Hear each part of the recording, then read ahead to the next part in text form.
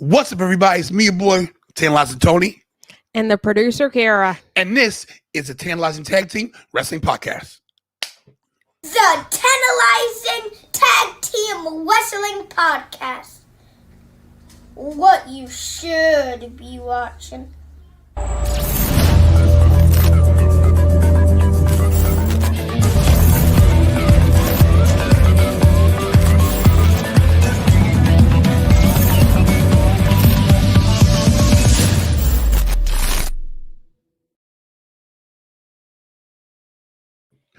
What's up, everybody?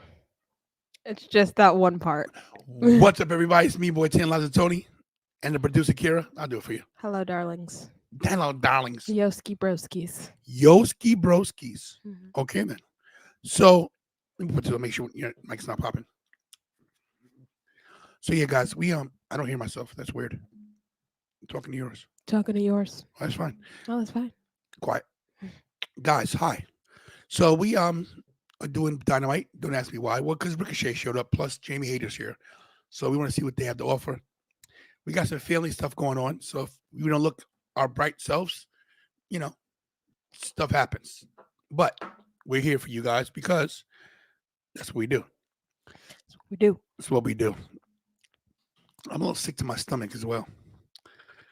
Well, those aren't doing the job? I mean, it's weird. Mm. Hi, guys. Hi, guys. Hi, guys. Learning tree. So, Casey and Rachel in Wonderland Family. Whose name was that? They changed the name. Uh-huh. Was it I Show Speed? Yeah, it was I Show Speed. Hello, Courtney. She's from Instagram. Hello, Courtney. The lovely Jen. Tech and Combat. Isaac Delgado. Hello. And of course, you don't want to acknowledge him. I refuse to acknowledge. But I acknowledge the pastor. Instagram, no one's here. Nobody. Hello, ladies and gents. Yeah. What's up, Lee Major? She's not your beautiful Kira. She's just beautiful Kira. She's not your beautiful Kira. She's beautiful. She's Kira, but she's not your beautiful Kira. Let me reiterate. She's not your beautiful Kira. Thank you. What's up, Lee Major? I think this is going to be one of those shows where I'm a little out of it. You're always out of it. Not true. Very much true. Wow. Wow. Let's get into it. You're going to start at the top, or I think you should start down here. Honest. Oh, actually, that should be a little bit up there. Alrighty. Guys, Dynamite card. This is the fallout of All In Wembley Stadium, their biggest show. What is it? Why is this match happening? No clue. Okay. No clue at all. No clue at all. We might have a little resurgence of Adam Page versus Swerve Strickland because they're both on the show tonight. And Swerve has no title. He has no title. Tapped out. Ishii, is that how you say it? Or is it Ishii? Ishii? Tomohiro. Why is he here? Next. Because doesn't he come? I feel like he's just filler, honestly. And new AEW Women's World Champion, Mariah May. So she's just going to have a celebration by herself? We'll see. Because she has no friends anymore. Who needs friends? We have the title. She's the champion. I mean, awesome. The champion's her friend. The championship's her friend. Did you see what happened at the press conference with her? I did not. She didn't answer any questions. She showed up. She read Tony Storm's obituary, I think, her career's obituary. Wow. And then she was like, does anyone have any questions? And she pointed to someone. Oh, I'm sorry. I'm not answering any of your guys' questions. And she left. That's what you do when you're champion. For good. That's what you do when you're champion. It was hilarious. But I think she's going to do really well with the title. We'll see. Oh, wait. I have a question. Do you think she's going to be like Tony Storm 2.0, or is she going to make it her own? She's going to be her own character. She's giving Tony Storm. Guys, so far. Guys, forgive me. Like I said, all of a sudden got an upset stomach. So please forgive me if I look a little green in the gills. Yeet, my daughter Jasmine Brooklyn. She changed that name. Hi, Nice. Jasmine. Yeet. What's up, Mike? What's up, Black? Why you doing, my friend? Hello to Lovey Jen. I can't see the bottom of the chat. Harley Cameron going against Jamie Hayter. Jamie Hayter, who has a totally different look, Yeah. threw me off. Now I saw her at All In and she looked good, but I guess now that we're up close and personal, she's giving Spice Girl meets. If you want to be my lover, I gotta don't know. get with. Okay. It's very bold, very different. We just got to get used to it. But Saraya, did you see Saraya at the? Yeah, she cursed out everybody. Man, oh man. Yeah. Okay. That was very interesting. It was good. But I don't know why they're not. I mean, I guess they're leading up to Saraya versus Jamie Hayter. We'll see. And this is just Harley Cameron. They're just throwing her out there. I don't know. What is this? Oh, they mess? always have just so many. This is too much. We're gonna keep it moving. No. Yeah, I don't. Dad. Chris Jericho, Big Bill, Brian Keith, and Roderick Strong. Brandon Alders watching from Canada. You know the anthem? Oh, Canada, my home and native land. True. I don't know. That's all I know. All I knew was "Oh Canada," so well, I did better. You got me beat. Thank you for watching from Canada, Brandon. Appreciate you. Tell your Canadian friends. Hey, mate. Oh wait, no, that's Australia. What do you guys say in Canada? Hey. That's it? Next one. I don't care about this. No, wait, but did you see Hook at the press conference? What did he say? He was awful. He's always awful. He can't answer questions. Like, he was answering them like 2 words. He's overrated. And Tony Khan and Renee Paquette are sitting next to him during all of this. And Renee's just like, well, he's a man of few words. Like, it was so awkward. Cringe. Yeah, it was bad. And then someone asked. See? Someone said, Someone said, we know you brought in the FTW title as kind of a joke. And Tony Khan shut that down quick. He was like, we didn't bring this in as a joke. This is very serious. We know it's not like recognized as like a title or whatever, but it's an actual. He gave him the business, but the guy was like, I'm sorry, it's not a joke. Did you think it was brought in as a joke? No, but it doesn't. That title never mattered to me. He said it was like a legacy thing. It is a legacy in ECW. It never meant anything to me. It looks like a nice belt, but listen, that's a real belt right there. See that right there? That's real. Keep it moving. You know what? I'll do it. We hear from former AEW World Champion Swerve Strickland. What? Wait, we're not even addressing what. We will. We do it as the show goes on because we're about to start. Bryan Danielson, new AEW World Champion. And, of course, Ricochet in his first match on TV versus Kyle Fletcher. We'll get into everything, Kara.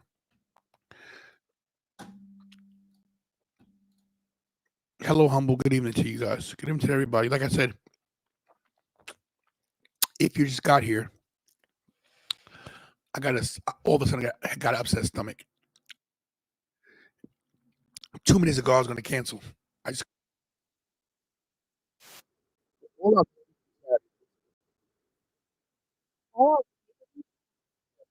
Why would they have the pay-per-view so close? You asking me like I know. Honestly, I think that's what WrestleMania and WrestleMania Backlash should be. I think Backlash should be right after WrestleMania because Backlash, you're catching the fallout from what happened at WrestleMania. So why would you have it like 2 months after WrestleMania? Everything's already fallen out, you know? Kira, listen, you asking me why they do anything, and I could not tell you. They showed the tap again. Man, do you guys think Mr. Swerve should have tapped? Does that hurt his a lot of people character? A lot of people don't think it hurts. But I know do. People in the last show were like, "No, it doesn't matter," or "This was really good." It hurt me. I think it hurt Swerve a little.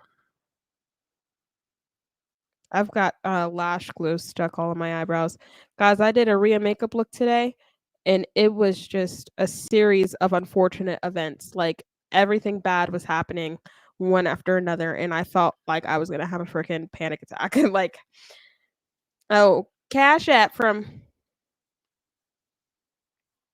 Pastor. 1 second. Or Ishmael Booth. I think it's the same thing. Same thing. I can't send this to Anthony. There it is. There we go. Oh, man.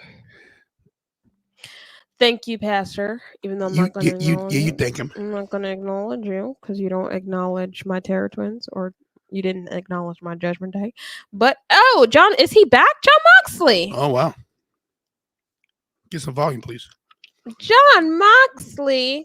While John's making his way over to the ring, we're going to give you, Mr. Pastor, thanks for the super chat, baby. Thank you. Here you go. Wait for it. There you go. I'm Magnificent Mikey, and thank you for the super chat, baby. Ding ding. Ding ding. Ding dang. Thank you very much. Kid, want to do the introduction? Popped it. Introduction. Ladies and gentlemen, hailing from I don't know where. Hailing from. Hailing from? Is that That's good. That's good. I don't know where. I'm not very good at introductions. I'm sorry, guys. He is the host. Oh wait, his name is in the name. Well, he is. Are you okay today? No, I'm not actually. He is the TWF Intercontinental YouTube Champion. Have you been drinking?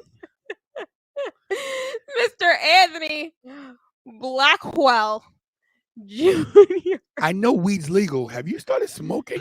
Don't disrespect me like that. Yikes. Sorry, Yikes. Mr. What is Blackwell. going on?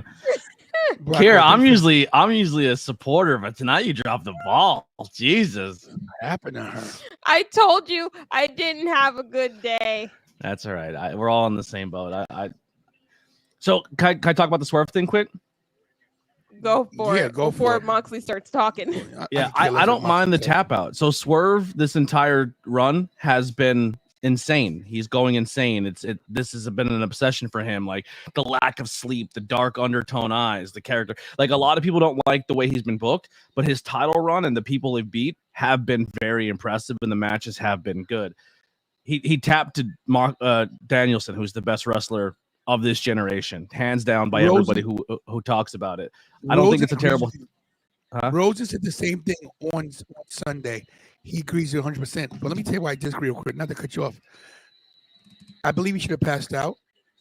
I think tapping out, quitting makes you look weak. I think his character needed to be humbled, and I think he comes back as more of a baby face and not a tweener.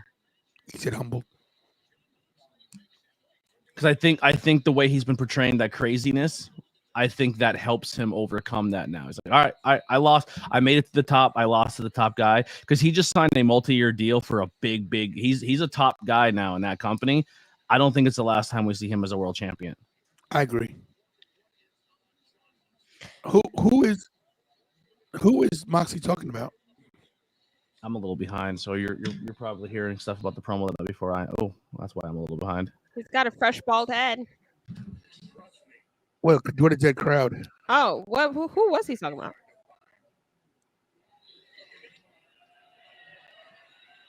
He's like, give me the mic.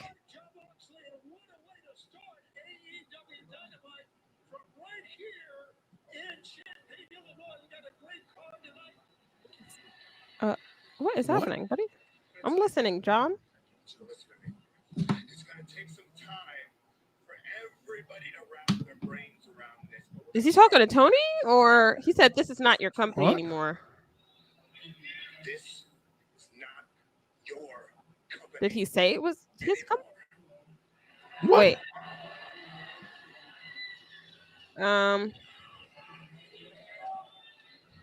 Here comes the money. No, could you imagine? Oh my gosh, that'd be crazy. If they brought him in on the Dynamite after the big pay-per-view. They just zoom in on Was some he- random dude with a cowboy hat. Was he talking to Tony? Who knows? Oh god. I don't know, but it fell really flat with the crowd. Yeah. Ugh. Willow's with these guys? What the heck? Oh my gosh. Hook eating chips. I love this team.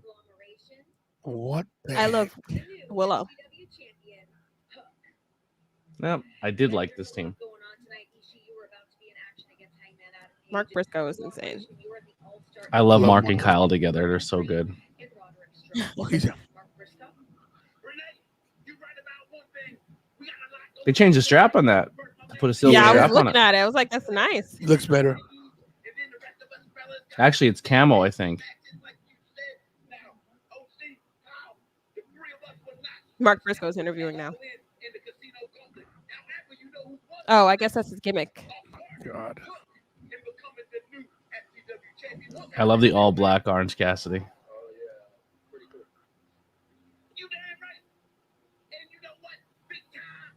I love that he's talking. Whooping Tushy. Pastor.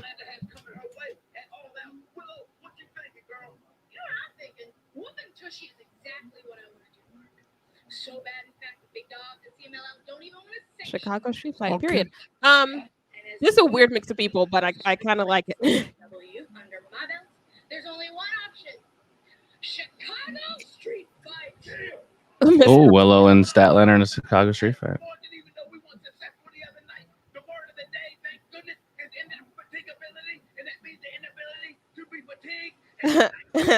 What? What in the hell? Mark just Briscoe's happened? like interviewing them on their storylines. I'm gonna be honest. You know who Mark Briscoe promos remind me of? You when you go hard in the paint. You know what though? I do see it. Yeah, he goes off. He goes off. You start using big words in the wrong spots, like the precipitation of the contestation. the personification of the animosity derived from the unpredictability of the divisibility of unpredictability. Exactly. It must be a You're right. Delaware thing. It might be in the water. It might be in the stinking water. Delaware water sucks. That's good. I love him. I love when it's so weird. I love when men are like not really involved, but yeah, when they're involved in women's storylines or they like talk about women's storylines because they keep the men's and women's divisions like so separate sometimes. So, did we get a final number on what the attendance was? They said 50. Under 50,000. They did not say They under. said under They 50,000. did not say under. They said under 50,000. The 2 days before the show, they were at 50,000 tickets. Yeah, but listen, when the numbers come Does out, it matter? I'm gonna tell you, It was a matters. successful show. It made money. It was they're no, going back. I'm not mad. I was just trying to. We were doing the numbers in the chat. Everybody's acting like there was 100,000 people It there. did not look like half the seats were taken though. They also from last year to this year, they did add a giant stage, which took up a lot of space, and they changed the layout of the show. So last year, where the hard cam was looking straight on, that's where the ramp was. I'm not mad at them. year. Listen, they're doing the best they can do. Okay, I don't hate AEW. I'm critical of AEW because I wish somebody would listen to us and get better, let them get better because they got good wrestling. And we don't need long, drawn out storylines, but at least explain some things. Like this right here, I have no idea why this match is even happening. Sometimes just putting two people that are good in the ring and let them work is fine.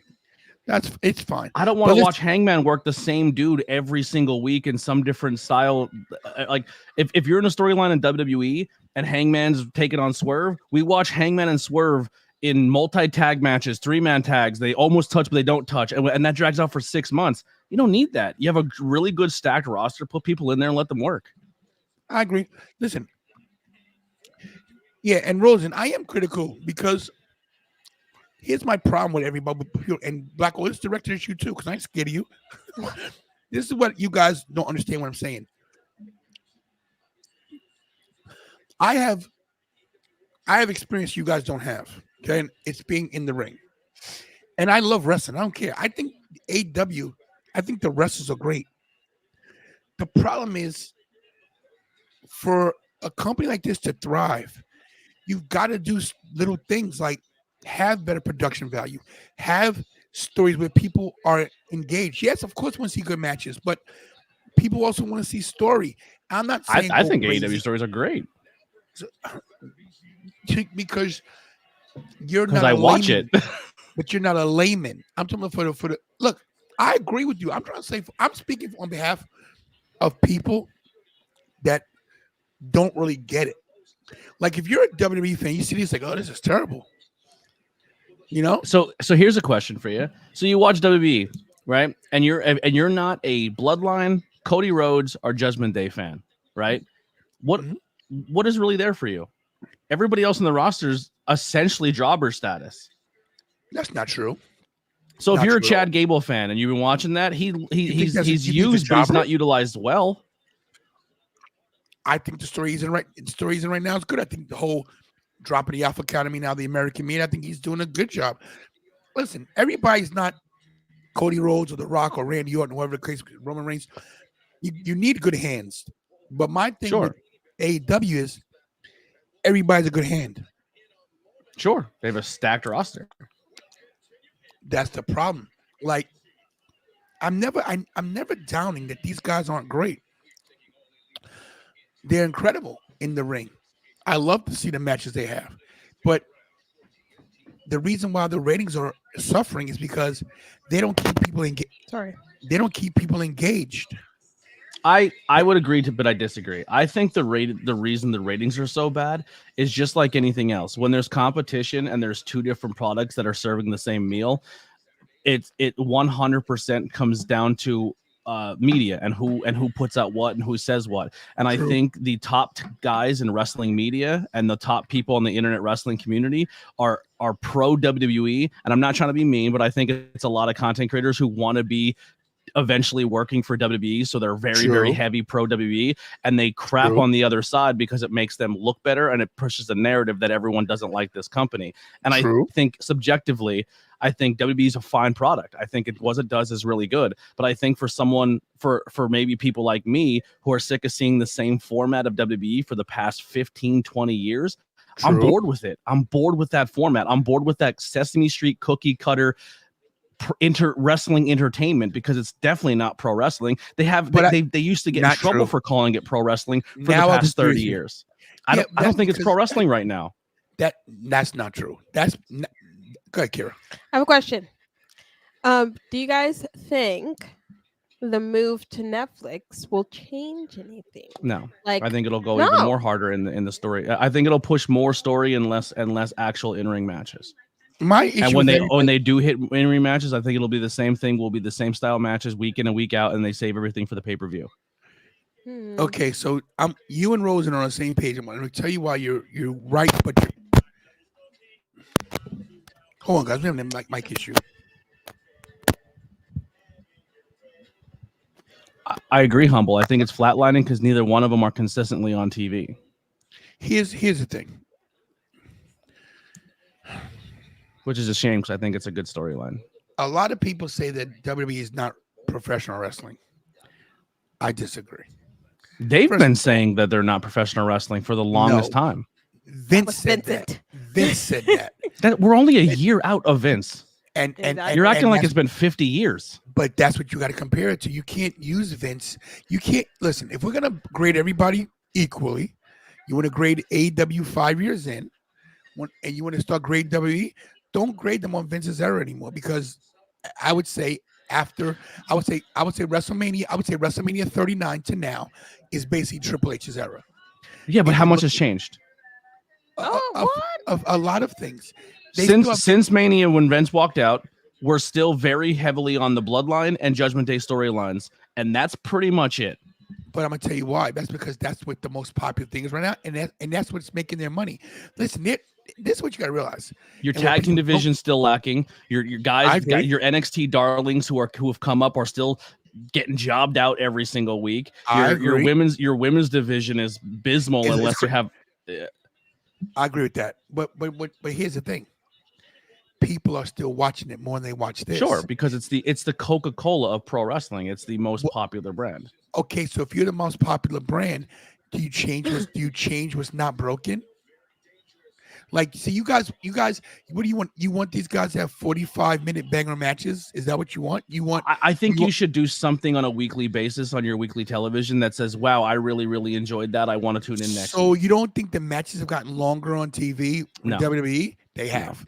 They might go longer, but the endings usually always let you down the longer it goes. There's always someone runs in. There's always something that goes on. There's always shenanigans. Now, listen, I will say that, but I'll also be critical of AEW. Way too many run-ins onto the pay-per-view. Way too many. Too many run-ins during the pay-per-view. Too many. You agree. I agree. This is what WWE does better than AEW. They figure out a way to make their mid-carders. Okay, let's use Bronson Reed as an example. Bronson Reed's not in any kind of title program. Mm-hmm. And he has decimated Seth Rollins, R-Truth, The Miz. He put Braun Strowman through a car. Yep. You tell me that you're not enjoying that they're giving these guys a push, like Pete Dunne's getting a push now. You're telling me they're not showing that they're only showing the big talent. Look at what, like I said, look at what Pete Dunne's doing. Look at Chad Gable. Chad Gable is in a major storyline. Listen, you might not like the whole Bray Wyatt, Bo Dallas thing, but look at what Bo Dallas does. I will say this. I want the people that you said to get a push. I like Pete Dunne. I like Garganos. I like Ciampas. I like Bronson Reed. They're all people I'm a huge fan of. Listen, growing up, I was a Savage kid. I was a Piper kid. I was a Rick Rude kid. I was a Mr. Perfect kid. I was I live in the mid card of professional wrestling. That's been my favorite part of pro wrestling since I'm a child. You give me your Hogans and your Cenas and your Codys, and I'm like, fine, that's there. But I have zero interest in the world title picture because it's kind of what is forced down your throat. But when it comes down to it, like, every single time a mid-carder gets the opportunity to become more than a mid-carder, they hit that glass ceiling in WWE because they're not going to sacrifice their big guy because they have an era big guy where that one big guy is going to rule for that entire era, and no matter what that happens, they're not leaving that picture. So it's almost like, all right, cool, they're in these cool storylines, but like, is a Bronson Reed going to stand the test of time in this storyline in the next 50 years that we're going to talk about? Like a Roddy Piper? Like, is he going to get those moments that are going to stick in people's brains? And truth be told, a lot of your mid-carders in the WWE, the answer is no, because they're not, like, you can tell that their storylines and the people who are writing it and the people that are producing it and the people putting over are only focused on a handful of people, and that mid-card scene's just not it. Listen, everything you're saying is not wrong. My point is that everybody is going gaga, and you guys are drooling over AEW because it's, first of all, let's realize something. They're not competition. They're an alternative. You agree with that? I think it's pro wrestling. I don't look at anything. I don't want one to succeed and one to fail. Neither do I. But don't you think they're in competition? Don't you think AEW is in competition with WWE? I think if you're in the business of pro wrestling, you're in competition. Right. So there's no way these guys can compete against WWE. There's no way. Of course not.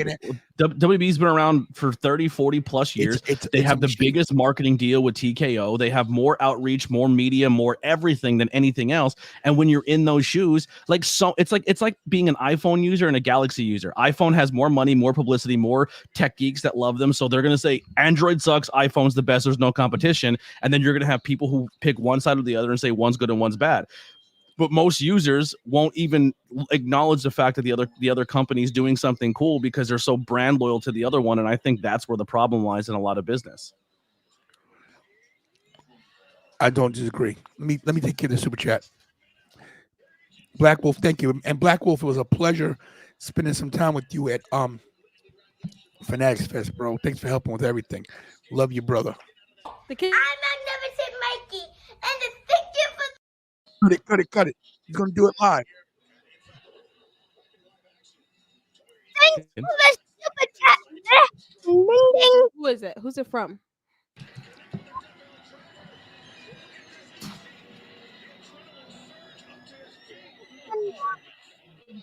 Your mic didn't pick any of that Hi, up, by the way. Mr. Blackwell. Hey, buddy. He didn't pick it up. No. Because it's not in front of him. I told you it needs to be in front of him. I heard the very end when he said hi, Mr. Blackwell. Everything else on my end, I didn't hear it. We're having mic issues. We were. Kira's gonna shorten hers, and We got new cables. Put the mic in front of him. Yeah, no, I'm gonna get some new cables. You know what's another thing that excites me about watching AEW too? You have this opportunity for other companies and other wrestlers from different parts of the world to come in, and they can come in and come out and go as they please. And a guy like Hangman's like, dude, I've been watching Ishii my whole career. So I love the way he does this and the way he does that. Like, is there a way I can get a match with him? And AEW goes, of course. So for an example, when I talked to Brian Cage was like, Tony Khan gives me a list and says, here, give me a list of people you want to get a match in with. are people you want to work in any capacity. It may not be a long-term storyline, but I'll make sure I will help you fulfill your opportunity to work with people, because when people touch each other and people work with each other, you get vibes off that, and it makes you a better professional wrestler, and it makes you excited as an artist to create art with people that inspire you. And Tony Khan does a great job doing that. Where WWE, like Adam Copeland said himself when he came to AEW, he's like, yo, there's 100 people I wanted to work over there. I just wasn't able to because they were. I would be like, hey, can I work this guy? And I'm like, nah. Like, you don't have that freedom to kind of go to your boss and be like, I want to work a program with him. It just it doesn't go through a lot. But here's where the argument comes in. Okay, so and that's true. What Adam Copeland says is true. Now he gets to work with all the other guys. Now he has a broken freaking leg. But my point is that you're like, oh, Tony Khan does this. He lets this guy wrestle this guy, and this is why the company can't get 1 million viewers on a main program. Like, this is the problem. You got to have checks and balances and bosses in a position for a reason. Apparently, they know what they're doing at WWE because they're selling out every week. They're selling out Raws. They're selling out SmackDowns. They're selling out stadiums, and AEW has problems filling a 5,000 seat venue. All right, so why doesn't PPW sell it every week? But if GCW came to town, it would sell out tomorrow. It's marketing. And marketing and the machine behind you, right? And you have more viewer, you have more loyal fan base, you have all that. So, but Tony Khan has something that WWE doesn't have. Yeah, TKO have a lot of money. Tony Khan has billions of dollars, and he's in charge of everything. So why isn't the product better? Because he doesn't run it like a business. He runs it and lets the inmates run the asylum. That's why the whole thing happened with CM Punk, the Young Bucks, Kenny Omega, because he wasn't taking control. I'm not saying Tony Khan doesn't do great things. I'm not saying that listen, these are great matches. Ishii versus Hangman is a great match. Kyle Fletcher versus Ricochet tonight is going to be an incredible match. But what match are you excited for on Friday? I don't even know what match is on Friday. You know why you don't know any matches? Because they don't put them any out. Yeah, well, okay, but guess what? I'm still going to be more entertained. Because you're brand loyal. All right, so if I'm going to say, hey, Tony, I need you to buy a ticket. I need you to buy a ticket tonight for our Friday SmackDown's going to be in your backyard. You're going, right? Of course. Now, you're someone who goes to all the events. I'm someone who picks and chooses. Even if they're in my backyard, I don't show up because money for me is I don't got it like that. So you have to really entice me to get there, or it has to be cheaper. And at least I know when I'm walking into an AEW show, I know the whole card before I even walk through the door. I like that as a customer. I like to know what I'm getting. There's nothing wrong with that, but you still got to produce. You knew what matches were going to be on All In, and not every match produced. I think 2 matches sucked out of the whole card. Britt Baker versus Sasha Banks was a disaster. Yeah, because Sasha Banks has 0 charisma. She's terrible. Yeah, and Jericho and Hook, we knew that was going to be terrible. And everything else was solid. I wanted to talk to Pete Rosenberg about this because we actually touched on Sasha Banks in our interview. That will be up tomorrow, and it is up right now. Congratulations about that, by the way, too. Thank you. It is up right now. If you are a member of Team Tantalizing, it is up. Some people have seen it. So if you have that little icon, thank you, Kira, next to your name, if you are a member, you can go watch the video right now. Or you got to wait till Thursday or Friday when we decide to put it up. So, when I do commentary on the local independent scene, and I'm not shooting at anybody because realistically nobody gives a crap what I say anyway, but like I watch people put matches together. I get to know talent. I know talent pretty well. You know this better than anybody. I don't just watch your in ring. I watch how you conduct yourself. I watch the way you go about things. I watch people put matches together. I watch that. Like, I might not stand next to you, but I'm paying attention, and I can tell when someone's out there just for themselves. When they're putting a match together, it's how do I get my stuff in and how do I make myself look good? And then when it comes down to selling or doing something for your opponent, you're not fully interested in that because you only care about yourself. In my opinion, I'm not there backstage. I don't know anything. I'm just saying from an outside perspective Mercedes seems like she only cares about Mercedes. Mercedes is in the business for Mercedes. And her finisher, I don't like it. It takes way too long for it to develop, and then when she finally gets it and hooks it in, like it just doesn't look like it's devastating, and it doesn't look like it finishes a match. It's like Liv Morgan's finish. Like I think Liv Morgan's finish needs to get redone. that bounce off the second rope, it doesn't look like it does any impact or anything. Like, it's just not a good finisher. The Oblivion. Yeah. I think it was hit right. It's okay. But what I was gonna say is I wanted to address this real quick. Yeah. So they haven't saw the last umpteen SmackDowns and Raws, because I've been at the last couple of Raws and SmackDowns, and these buildings have been sold out. I was at SummerSlam. Was that a sellout? No, but it's 85% packed. These stadium shows are killing the game. You tell me that AEW could do more than one stadium show a year? People think that I hate AEW. I do not. I just think that it's run like crap. The wrestlers on that roster don't get their justice because of Tony Khan. See, I think the same thing about the other side. I think when you look at what company and how it's ran, sure, one's profitable, but historically, WWE is not a great business to work for. Like, it really isn't. I think that we should all enjoy what the these companies are made for. Agreed. Okay. Agreed. If you're in the mood for some good wrestling, watch some AEW.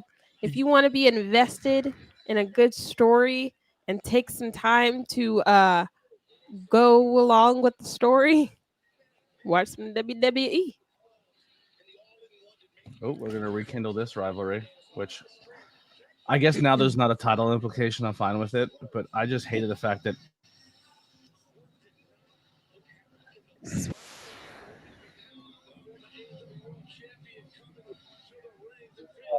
Prince Nana to walk down and dance with him after he lost the title.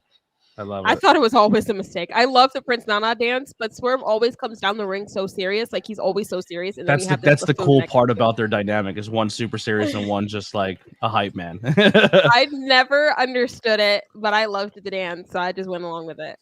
Yeah. Swerve. It's a cool contrast. It's kind of like when Bobby and Leo Rush were a team. I don't remember that, but okay. I don't remember when he was making Bobby Lashley pose and be goofy. I can hear that. Yeah, I hear you.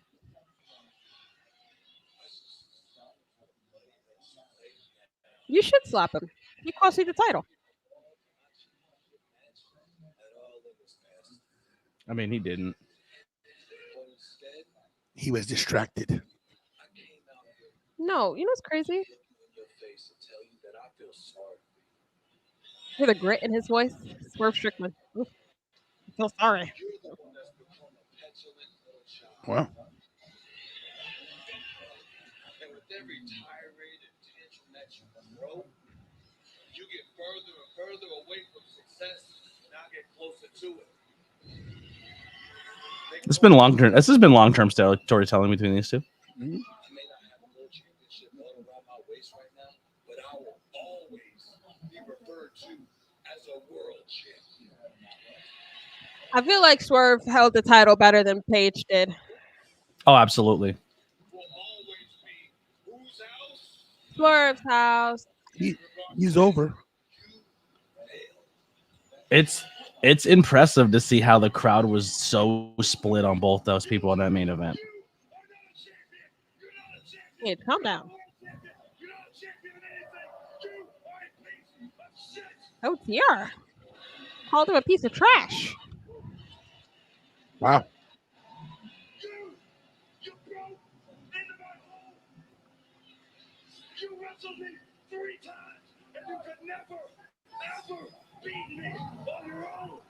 Oh, that's true. On your own. He ain't lying. Add that little piece. First time, it took Prince Nana. The second time, it took Prince Nana and Brian Cage. And the third time, you had 30 minutes, and you couldn't do it. You're not as good as me. Oh. Mm-hmm. Now that's a debate. But I'm invested in this because of the long-term storytelling. Mm-hmm. And you know, But the AEW has a lot of these going on right now. But it's one of those things where if you watch weekly and you invest in their product, they're all here. They just don't hit you with 1,000 recaps over and over and over again because they let their promos speak.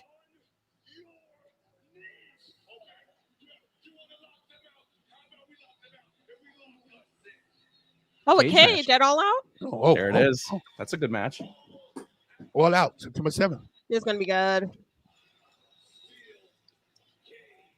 Their last match. What was their last match of stipulation? Because that was gory. Texas Death Match where he literally drank the blood from his forehead and spit it out.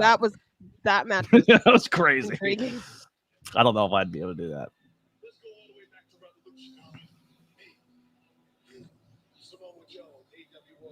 Revolution. Oh.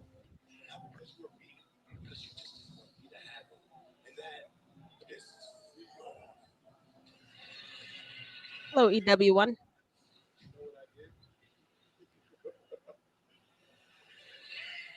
I drove 10 minutes up the road that morning, and I went to your house because it's a place that I know very, very well. Hey, man. Swerve, don't disrespect this family like that. Parked out in front.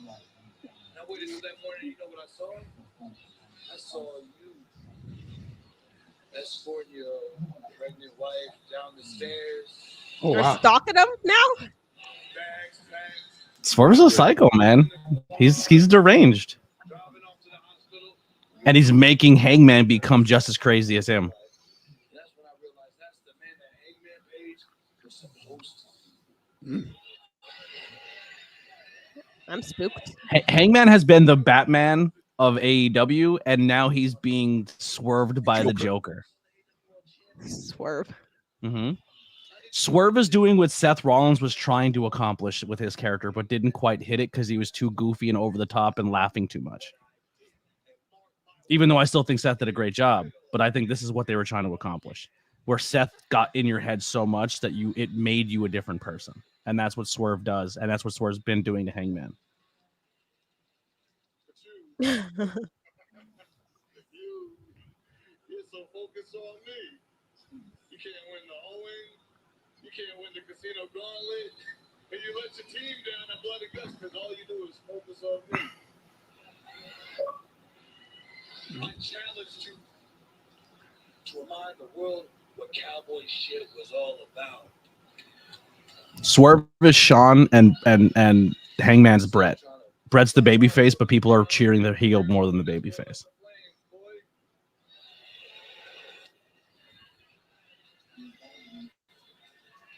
So once again, I ask you a question.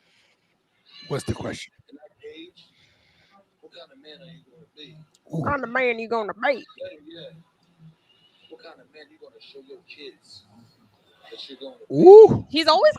Someone's always got to make it Personal. personal. Leave the kids out of it. Whoa. Oh, Paige just wow. walked away. He asked you a question, buddy. Wow. Wow. Did he accept the challenge? I think for me at least, right here is essentially Swerve showing, or Hangman showing that, all right, you're breaking me, and I don't like it. And he walked, instead of resorting back to violence, he's like, I have the match, but mentally you're beating me, and I don't like this. Now, none of That's good. That's a good promo. First of all, thank you for the super chat, Black Wolf, my man. Thank you again. Thank you. Hey, I'm Mikey. Thanks for the super chat, baby.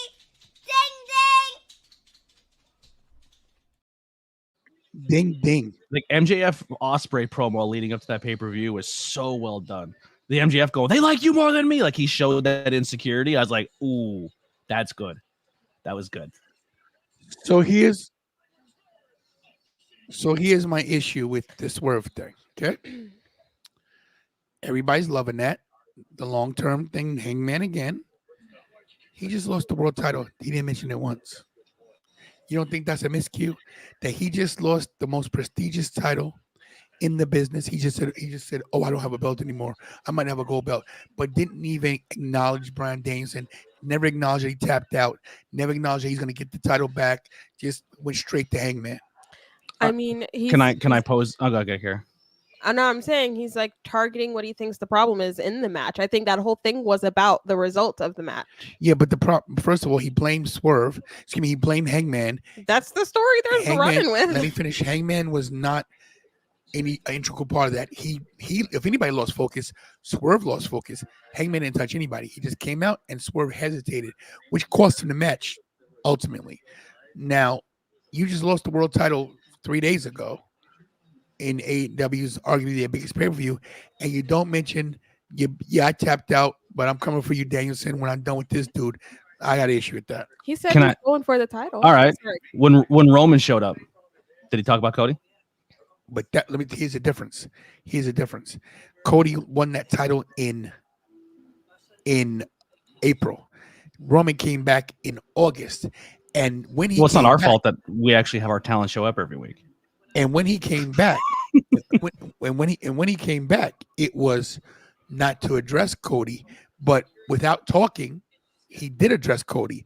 He did what he had to do it because listen, he felt family was more important than the title, which it is. I'm just saying, but you got to transition to the next story, and you can't dwell on the past. And if a guy's in your face, you got to do what's in front of you. You still gotta mention what happened 3 days ago. Like 3 days ago, like there's nothing to talk about. He tapped out to Daniel Bryan. Daniel Bryan moves on, and now there's a new guy there, and you have to go in there and do your next promo. You're a lifelong wrestling fan. I don't see why you're overcritical about that. Why does everybody get so upset? Like everybody, I'm not upset. I just think it's kind of wild. Wild. Listen, I am pointing out the things that everybody just watches this with blinders, like, oh my God, it's the greatest thing on earth. It's not. You guys are acting like you do the same on Mondays and Fridays. Not true. Not true, because when stuff sucks, I say it sucks.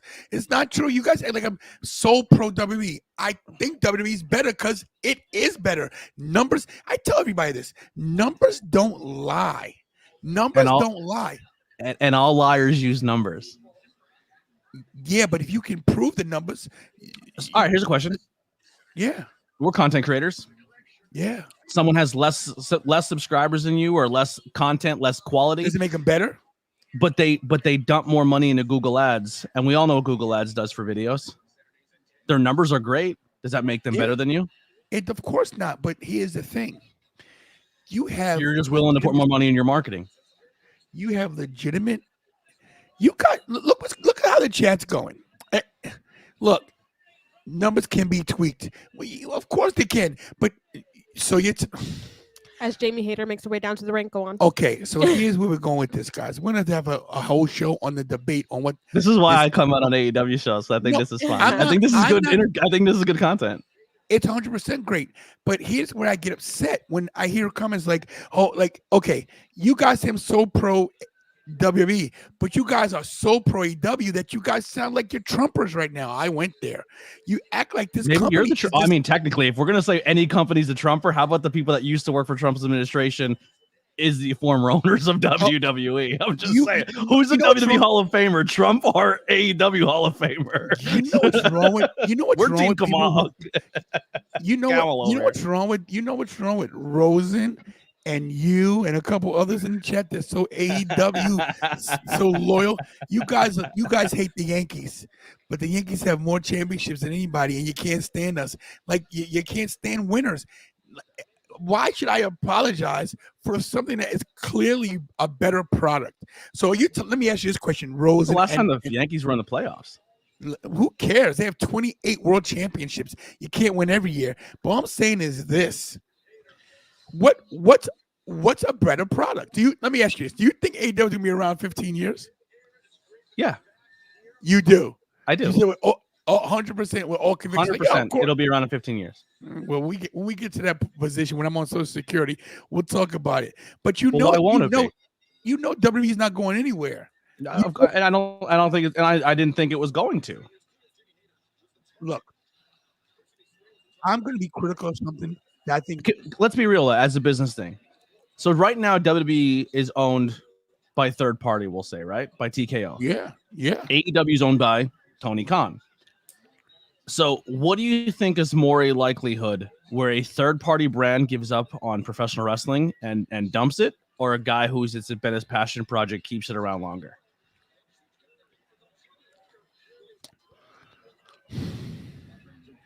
Realistically, I mean, in 15 years, what if wrestling tanks and it's not popular, or they keep getting in bed with the wrong people and they keep making the wrong moves and they keep letting the wrong people in and it gets bad publicity because they keep bringing all these celebrities in. Like right now, some celebrities and major famous people are under scrutiny because of the backdoor dealings they're doing.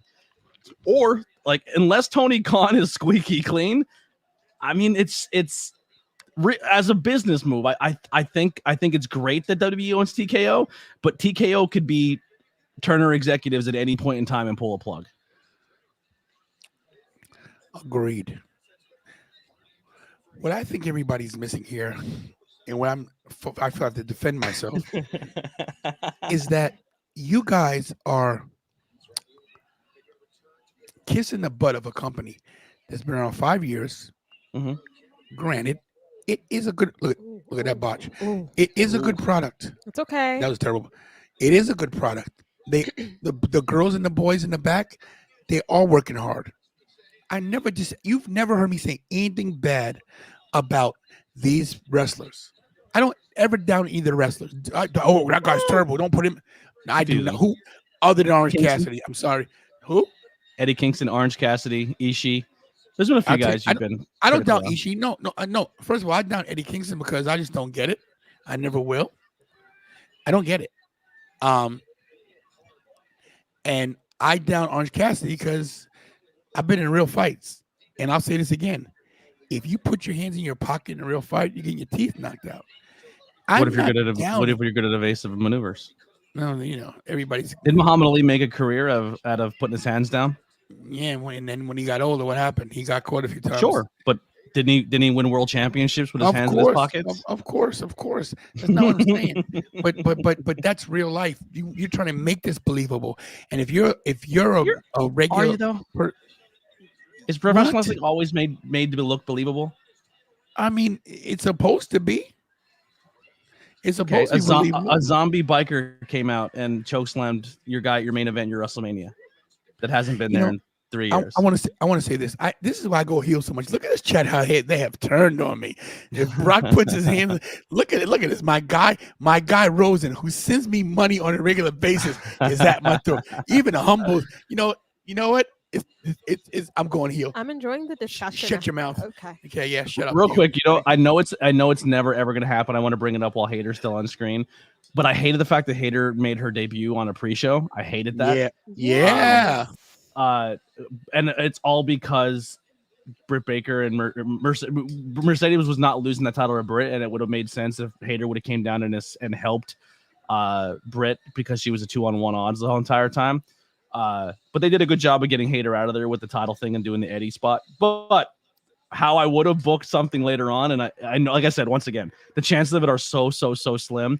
But imagine if Hayter's someone's music hits and they don't do the Titantron, and someone comes out in a big coat that looks like Hayter's with the orange hair over their face, and they just stand there, and they're like Jamie Hayter, and she lifts her head up, and it's Becky because she looks like Becky right now. True. It would be cool. It'd be cool. Look, and I agree, and that's one of the things I said too. To have Jamie Hayter come back after 50 months on a pre-show with not even the full crowd that was going to be there in attendance is a bad move. It's a bad business move. You don't think so? They brought her in at Wembley, which was important because they're not going to be back there until Forbidden Door. So I get putting her on there, but this is where your Mercedes Moné messes up somebody's big opportunity to show up. Because if Mercedes was willing to do business, Britt should have won the title that night. And Britt should have won the title because Jamie Hayter makes her debut and evens the odds and helps Jamie Hayter. And Jamie Hayter helps Britt win the title. But because they're so pro Sasha and they're not our Mercedes, Jamie Hayter gets resulted to a pre-show debut. That's my personal take. That's your power of your female Hulk Hogan in your company. Rob, my bro, of course not malicious. Of course not. But I do have a pushback. What do you mean? I am pushing back. I'm pushing back that you guys are totally blinded. Like you guys, this is what upsets me. You guys want WCW versus WWE so bad. You guys want the Monday Night Wars to come back. I think it's the other way around. I think WWE loyalists really want more of the rivalry, and AEW fans are just fine with being the AEW fans. Not true, because Tony Khan's the main guy that cries about what they're doing over there. He makes them look terrible by being but boss. the actual fans don't really care. They just go and support their show. Listen, I belong to a lot of Yahoo Facebook groups where AEW people cry and cry and cry about how this AEW is the best product, is the best in the whole world. WWE sucks. Oh my God. Look, I never said AEW sucks. Okay? I say the production is bad. I say there's so many things that they should be doing better if they had a better boss. But I always support the boys and girls in the locker room and what they do. So, well, no, what about what production don't you like? Like, what about the listen, production? It just it looks. Listen, if I want to go see the Indies, I'll go see the Indies. It looks bootleg Wish independent wrestling. It doesn't look like a major company that a person with $1 billion owns this. White ropes. Shut up. I like the white ropes. I think that made a difference, honestly. Honestly, to be honest, I think that's a big reason why I prefer AEW over WWE. I like the higher budget indie feel. But if you want, I think it makes it more personable for a fan like me. But if you want to go see the Indies, go see the Indies. You can't. Here's my thing. You put a major wrestling company on television, and you can't sell out a 5,000 seat arena. That's a problem. That's a problem when you've got people like Swerve Strickland, Will Ospreay, Big Bill, who I love. Even if you don't like people, Jericho, Christian Cage. You know what I honestly think hurts their attendance? The day of the week it's on. But well, why you think Monday's easier? I think it's easier to leave work on a Monday and take off a Tuesday, or go to work on Monday and leave work and start your week by going to a show than going midway through a week. Do you ever go to work and like by Tuesday or Wednesday you're just beat and you're waiting for the weekend to come? I just think midday weeks are hard for. That's my personal take on why I think a lot of attendance is tough for AEW. Okay, well then why not?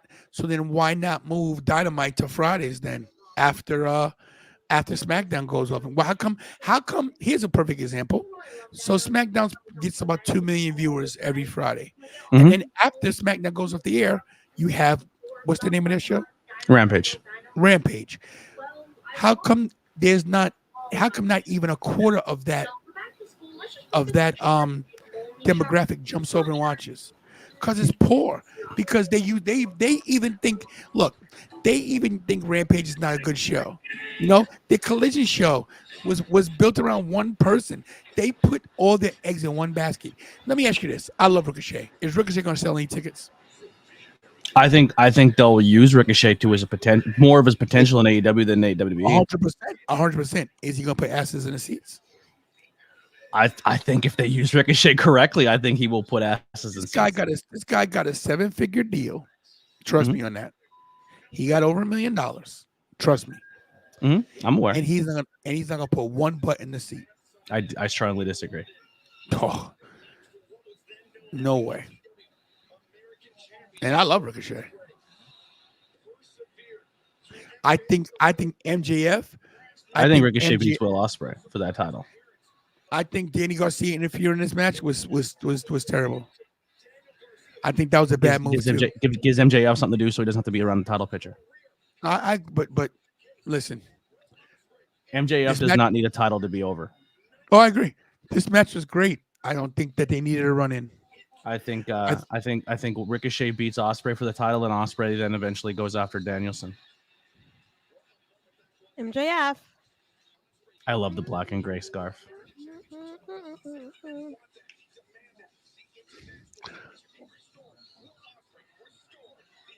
Let's hear what he has to say. His next. The only thing I would have done differently, I would have not used a Tiger Driver. I would have saved that for Danielson. Yeah, I agree. Yo, nobody wants your gum, MJF. So when you said before about production looks terrible, and if you want to be in the Indies, go to the Indies. What do you think launched WWE to where it is right now?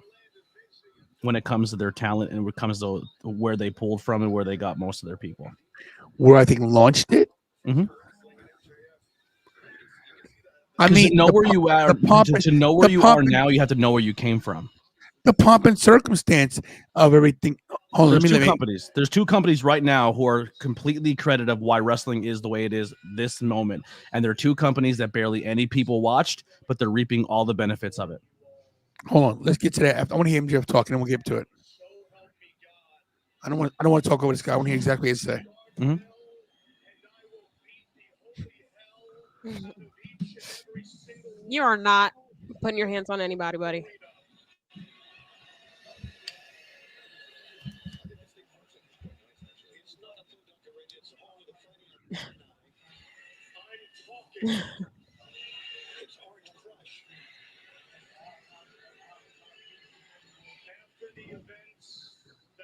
He's getting Dombos. Thomas, you're a little right with TNA, but ECW doesn't really have anything to do with today's wrestling, unfortunately.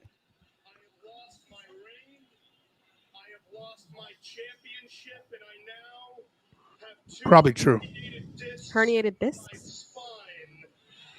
And yet, where were all of you when I was defending this country and this company?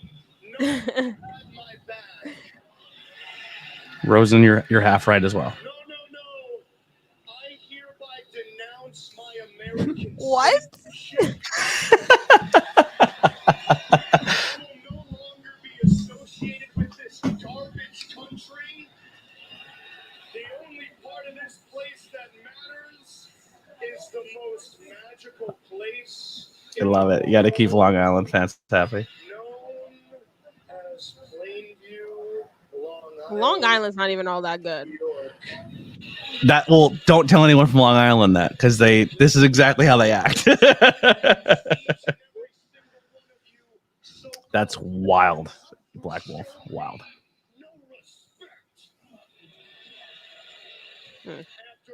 Crazy take.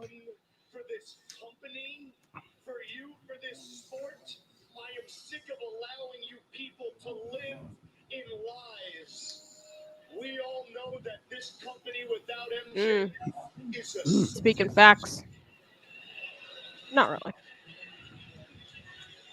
And speaking of circus acts, Do they bring Will Ospreay. Adam Cole back as a babyface again? Because they've completely erased that devil thing. I'm speaking to you and you alone. The whole world knows I had you beat, Will. So what did you do? You cheated like a gutless little worm. So let me make something very clear. This is Nice. over, boy, not by a long shot. Billy boy, you best keep your head on a swivel. Because I know how talented you are, Will. I have no doubt that one day you are going to come this close to winning the greatest prize in this sport, and just Black will change TV you a are bit. about to etch your name in the history books. I am going to cut you out at the knees. Okay, we get crazy MJF. Looney Tunes. So you have a three-way thing happening. So Danielson loses to Ospreay, MJF inserts himself, and then Swerve beats MJF. Because they have history too, Swerve and MJF.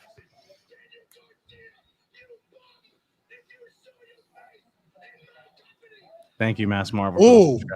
Oh, there he is. Oh, he hit his face off the rope really good. His face, yeah, that looked Danny good. Garcia. Oh, and I'll wait till this is done. The guillotine. MJF, get out of there. Oh, he's passed out.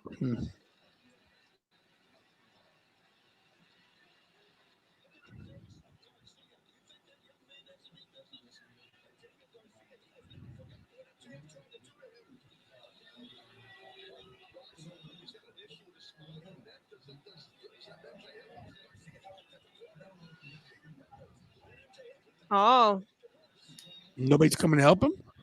who's coming to help out MJF? He's setting him up on the top rope. What? Garcia's trying to. Oh, security. I thought that was Sammy Guevara for a second. Oh. Oh, MJF fighting back now. Even, You were just. Even WWE security is better than AEW security. All the security sucks. That security just let Bronson Reed do whatever the heck he wanted to.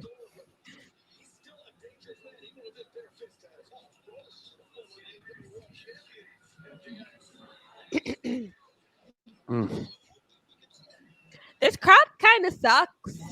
See, I'm with Michael on this one.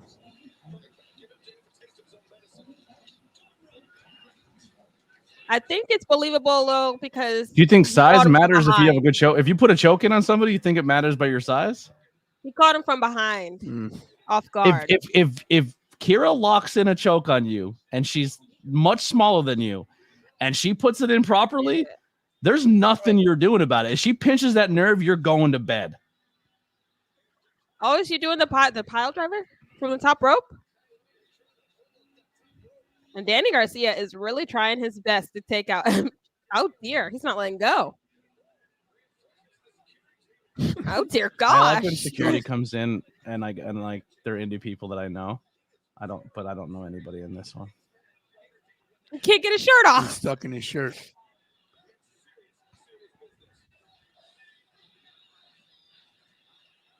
MJF pushing away security. They're trying to brawl now.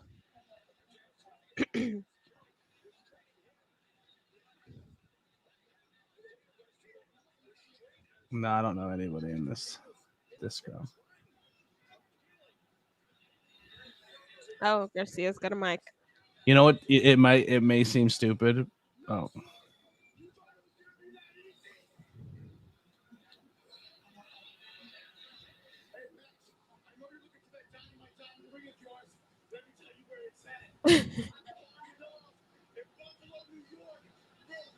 Oh, that's hilarious.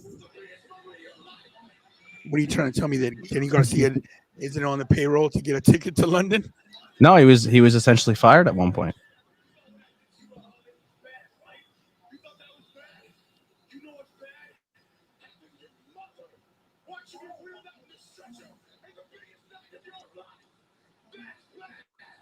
Oh dear. Danny's mad.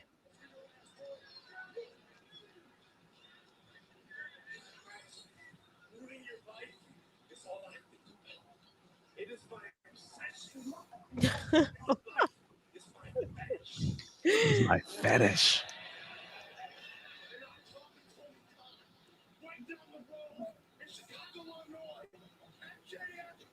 Okay, we got another match set up for All Out.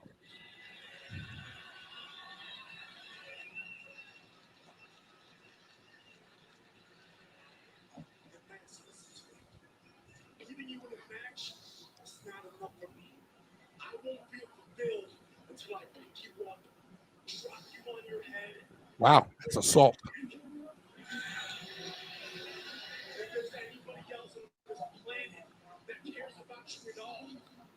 Oh!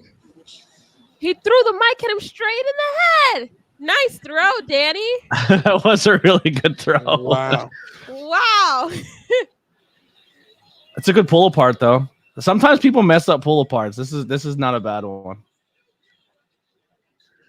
I'm loving this. MJF Danny Garcia. Now, right now, the truck, should we go right to a replay and so a slow-mo of him getting hit in the head with the microphone? I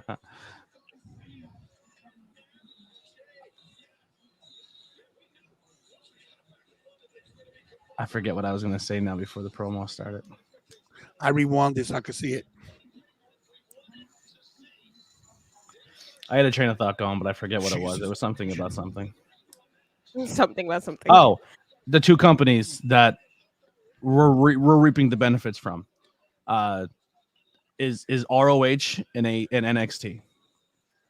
If those two companies, well, more ROH than NXT because NXT thrived because they pulled everyone from ROH.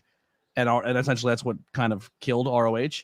But those two companies are the reason why we have the 85 to 90% of the talent that we're watching on TV right now. No, I agree. Listen, ROH was a entity within itself. Hold on. Ricochet. That battle royal was so much fun. So much fun.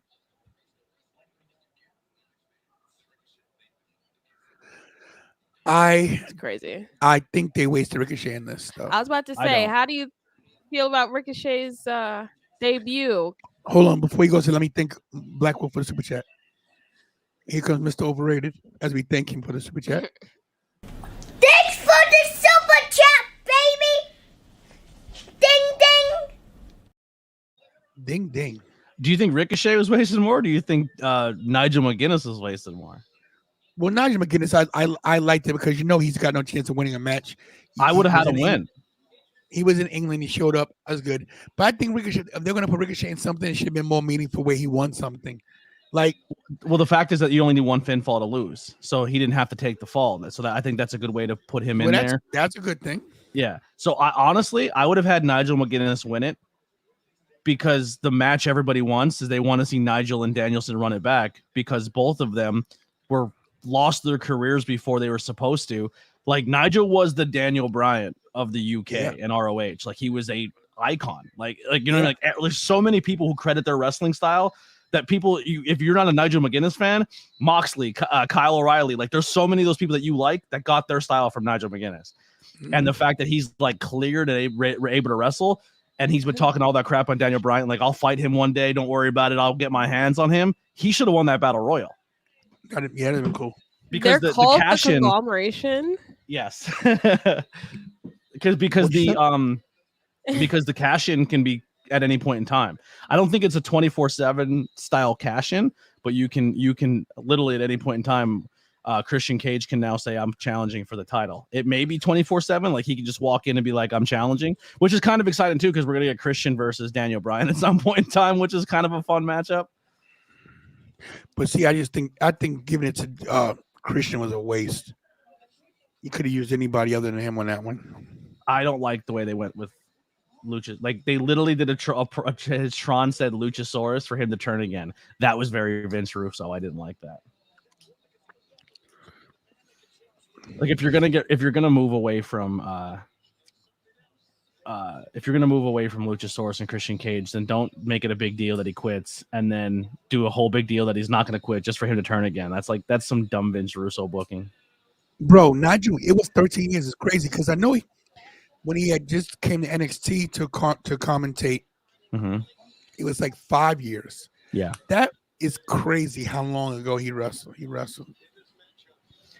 I agree, Humble. I don't get the FT title. I don't want to say I don't get it. I get with why they have. You know what's crazy about the FTW title? You know that title's been in 3 different major companies now. That's wild. The only good thing about this learning tree is it's getting Big Bill over, which I love. Like more people are becoming a Big Bill fan over this stable than anybody else. I love Big Bill except for the name. That Big Bill name just throws me off. Dude, they loved him in the UK. Loved him. Because he's got a personality, somewhat of. You know, Taz with the Taz coming out of his little retirement real quick to do a little Taz mission was pretty cool. 2 seconds. Hey. It was a terrible Taz mission, though. It was, but hey.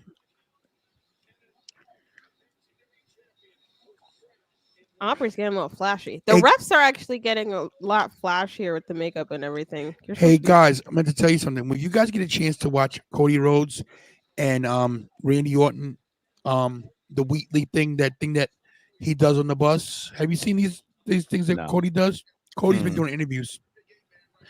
Cody and Randy Orton get into the whole how Legacy got together and like he brought Randy Orton to tears. Randy Orton I've never seen Randy Orton this way. It's really good. It's a good watch. I like that. I like that. I like the WWE's allowing their talent to show that they're human. I think that's important. Yeah, because Vince is gone. That's why the company's so much better. But speaking of good interviews, want to see this segue? Care to see the segue? You're not supposed to show this. I'm Only not- the beginning. Quiet, I'm not showing anything. You're showing something. I'm showing something. Don't show. Speaking of good interviews, guys, Pete Rosenberg, myself, and Kira had a nice little conversation. You cannot hear anything, but just so you guys know, we talked for a while. Kira edited this thing like a G. It was, when you guys get to watch this, you guys will be so impressed with the editing alone. Not to mention the great conversation we had with Peter Rosenberg, and it's up right now for members. If you're a member of Team Tantalizing, it is up. Get it before everybody else. So the members only. So right now, as you can see, it says members only right there. Let me zoom in.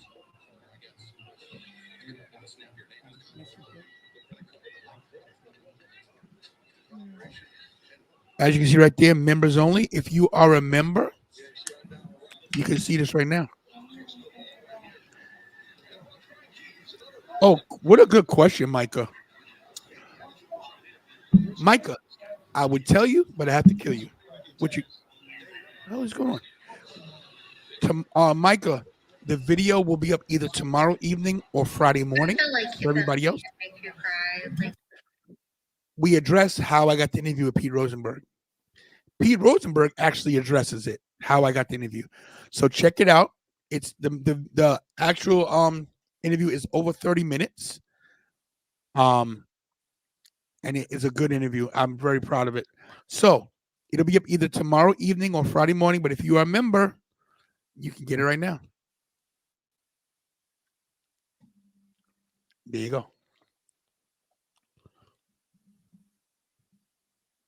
This match is gonna be insane. Big shot from Big Bill. Kyle Fletcher versus Ricochet is gonna be crazy. Yeah, it's gonna be good. We try, Micah. We got some more content coming. We're gonna be working the Vlog Warriors.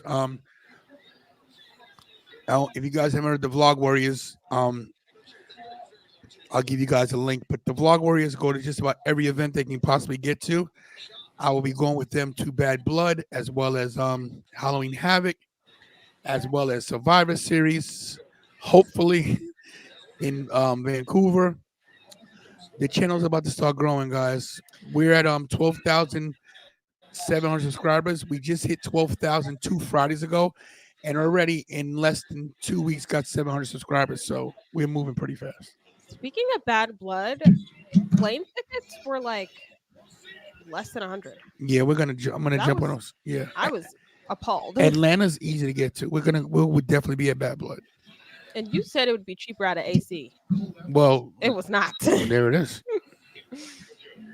But this not fatal 4-way, 8-man tag, it's going pretty well. Yeah, and Mike, another good comment. YouTube is another job, but it's a job that I usually I literally work for free. Yeah, we get super chat money, and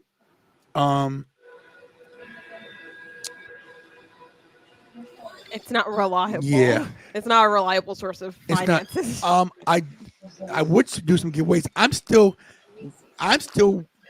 getting shirts together to mail out shirts that I owe to people. That not that they pay for them, but I'm still waiting on sizes to come in because the people that I told I was sending shirts to that are members, I ran out of sizes, so I'm waiting for my order to come in. That's why I haven't sent them yet. I only have 2 shirts. Don't get in any t-shirt controversy again. Hey, let me tell you something. I found out something about that too. I forgot to tell you. That whole t-shirt controversy with Mick received those shirts. Yeah. Yeah. Somebody was in his ear saying he didn't get them. Shocker. You thought I was BSing you that whole time, brother. Terrible. But it is what it is. Big Dog was in a lot of your people's DMs. Hey, listen, let's keep it moving. I'm gonna stay positive today. This is a rumor that they're moving the PC to Vegas. This is a rumor, guys. A lot of people are saying that they might move another one to Vegas because everybody lives in Florida. They're not going to uproot all these people. Yeah. And Florida's a big wrestling town. Huge wrestling town. Vegas is not yet. What I'm thinking they're going to do is they're going to build another PC, not move them. They're going to build another one so that people that live there in the West can be in a PC as well. I'm thinking they may have battling PCs. You never know, but they're not moving the one in Florida. If they do, that would be a mistake if you ask me. And I think it's more. I think it's more likely that. Actually, I don't think it's likely at all. I think Vegas is a MMA product, and I think, and Florida is a Florida. Wrestling, not so much Georgia anymore, but Florida, Georgia, Northeast, like North Carolina, New York, North Carolina. I think they're big, but I don't think they're as big as Florida, the Northeast. No, they're big. They're big. Believe it or not, they're big wrestling. A lot of independent wrestling in North Carolina. There is, but I don't like the. What I'm saying is like when people go to move to a state. Like North Carolina is there, but most people go to Pennsylvania. They go to New York. They go to Connecticut. They go to Boston. They go to Florida. You know what I mean? They want to be in the action. Yeah. It's like Minnesota. Like North Carolina is kind of like Minnesota. Like Minnesota used to be a huge wrestling town. It's still popular, but it's not as poppin' as it once was. Texas is a big wrestling state too. Yes. True story. But Texas is its own country. That place is huge. Oh, Orange made his hands on the Falcons. I've been watching the show while you guys have been talking this whole time. I'm pretty enjoyable. I ignore Chris Jericho matches. They're just pointless to me. And I love the conglomerate. There's 7 other people in here. I just can't. Chris Jericho drains the life out of me, which is crazy because I love Chris Jericho. Like Chris Jericho's career is like one of my favorite careers in wrestling.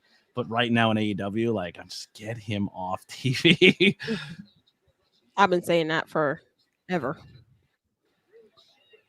I'm not sold on Brian Keith either. Yeah, I'm not a Brian Keith fan. Brian Keith's he's a good hand. I think he's a good positive person to have in the locker room. I think he sells well. I think he plays his character well. But it's his look. Yeah. I don't want to look at him. Sorry, it's not his face or anything. He just, it's just, he looks boring. Top 5. So are we talking wrestling cities to go and get trained and try to chase your dream, or wrestling cities to go watch a show? New York. I'll look to New York for all of the above. The only reason I don't say New York is because I put the whole Northeast together because the Northeast is essentially what birthed the WWF. You know what I mean? Like that was Vince Senior territory was the Northeast. Your idea about doing giveaways? Yeah, hey, that's easy to say when you have something to give away. What do you want me to give away? Want to give away one of my lovely titles? That's not going to happen. Yeah. I don't like you guys that much. I don't think Chicago's the number one. I think it's up there, but I don't think it's number one. Oh, you mean about All In next year? No, he's saying like wrestling cities. I don't think. I'm being biased. WWE packed out at a super cold arena in Philadelphia on the wet, rainy, disgusting WrestleMania weekend, and every wrestling fan in Pennsylvania was balls to the wall. Like they were crazy. It's hard to not say because Philly doesn't get a lot of opportunities to have big showcase wrestling things. But I think Philly's up there. I think Philly is one of the biggest wrestling cities. I just don't think they get enough love. New York is there. Pennsylvania, New York, Chicago. Pennsylvania's got a lot of wrestling. It really does. Yeah. All of PA, Pittsburgh, Allegheny County, up BPW, PPW.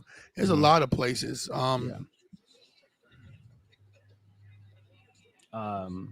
Chicago is definitely top 5 though. Definitely. Florida is big, but like Florida to maybe, I don't know. That one's tough though. North Carolina to see a show is pretty popular. Texas is always big. Big Bill with a big elbow. I'm torn now.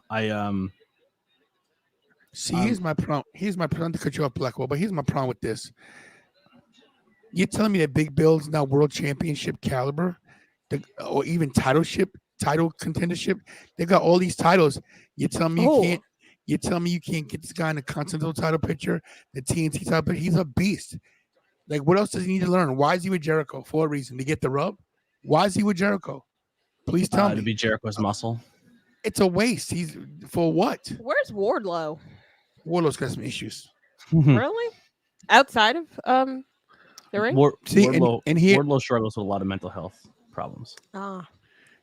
yeah, let me tell you, we saw Wardlow at Icons of Wrestling, and I wouldn't approach him because he did not look like he was in a good mood. No, I remember that. He was walking around like Yeah, he was walking. I approached him the same day. I had a conversation with him for like an hour and a half. He was a sweetheart. He was really nice. I'm not saying he wasn't. I'm just saying he just looked like he was.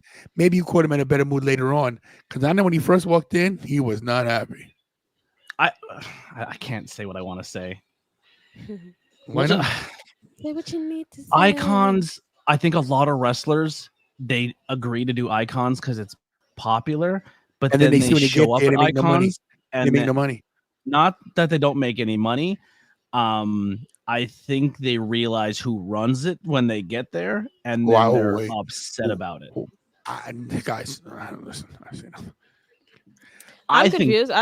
I think Tim's a great guy, and Tim's not who I'm talking about. Tim Embler is incredible. I like Icons. When's the next? I've been looking on their site, like refreshing the page. The last thing they had was like WrestleMania season. I don't know if I'm doing. I don't know. So did you see that one of the runner? Like he doesn't say he runs Icons, but he's there every single time, and he's behind the scenes. Do you see he showed up behind commentary at our WWE show? And someone put it on blast on Twitter. Oh, you don't know who secretly runs Icons? Scott, not Scott. What's the guy's name? You're not getting an answer out of me. I don't know anything about this behind the scenes. Say the name. Rob Feinstein. Oh, Feinstein. Yeah, he caught a lot of heat. Yeah. Feinstein's the person who puts a lot of that together. Now, I'm not trying to start up anything. I think it's a pretty well-known secret amongst the boys, but Feinstein got in some trouble back in the day. Feinstein had to walk away from ROH because of his actions of what he did, talking to a minor online. And he was removed from the professional wrestling business, but somehow still runs things through somebody else. And that's essentially what Icons is. Interesting. Yeah. Fun fact. So that's why some talent don't do Icons. Yeah, there's some things I'm not in touch with, and I heard. You know what the crazy thing is? I look at it like this. I'm not condoning anything, but I think every corporation has some kind of shenanigans going on backstage that we don't know about. Oh, absolutely. You know, all entertainment has creepos backstage. Why do you think I only do commentary at like 3 places right now? Because I walk into places and then I learn about people and I learn about the people they book and who they want to bring in, and I leave. It doesn't mean that much to me. So let me ask you about a question, since Micah just made this right here. He said this match is wasting time. What is the point of this match? Honestly, you know what I call this match? This is the WWE match. This is something they would put on Monday Night Raw. Yo, I'm sorry, guys, but Hook is terrible. Hook is not a good wrestler. I would just say underwhelming. He weighs 5 pounds. Dad, I feel like you're the only one nowadays, or at least in this chat, that looks at size. It's not about the size. You just said it weighs 12 pounds. No, listen. Orange Cassidy's not a big guy, but he can wrestle his butt off. As much as I don't like his gimmick, that guy can wrestle. So why'd you say he weighs 12 pounds? What? So why'd you say he weighs 12 pounds? He does weigh 12 pounds. He weighs 12 pounds and can't wrestle.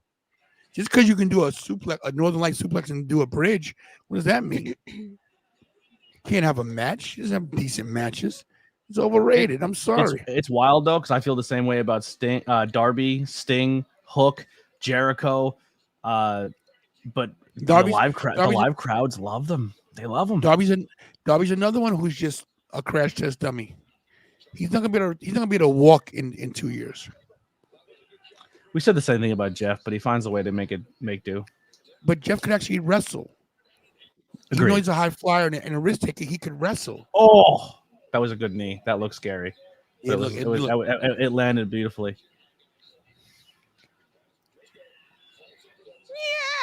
Yeah. Look, nice clothes on. It's actually very impressive that Jericho is running.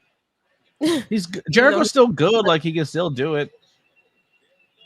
Actually, you want to give some props to somebody? You know who in wrestling right now is still the GOAT and I don't care what anyone says. I think he's awesome, and I'll watch him every time he's on TV. Jeff Jarrett. Jeff Jarrett can still go. He's so good. Like 57. For his age, man, he's good. He's so good in the ring. He's so good. I love him. Yeah, I'm not mad at him. I'll watch Jeff Jarrett all day long. If you look old and you're wrestling, even if you're good, I Mark Briscoe only thinking about your knees and your back and your hips.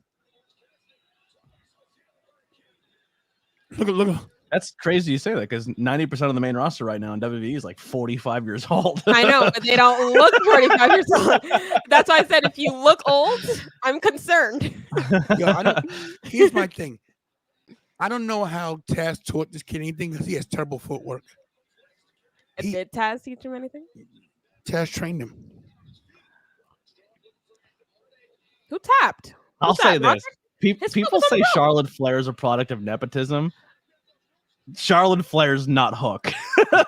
Charlotte Flair can wrestle. Arby's the worst referee on earth. That doesn't make any sense, Aubrey. You obviously were right there to watch his foot on the rope. It should have been a break. Oh, the other team is not happy. Who are these buffoons? Undisputed Kingdom.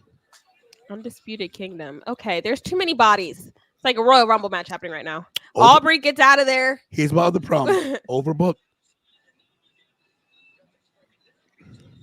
This is overbooked. What's the minimum amount of? So Undisputed Kingdom. It takes 3 guys to beat a Hook. Is that what you're telling me?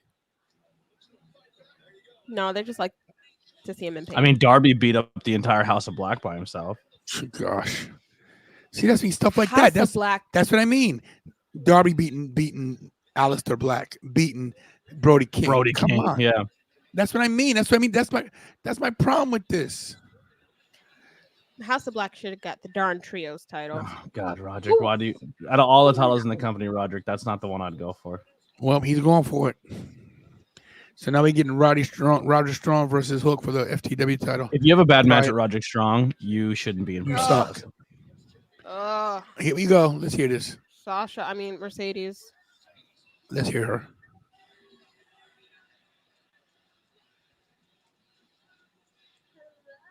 Private party. Where have you been? Catering? Camille looking great.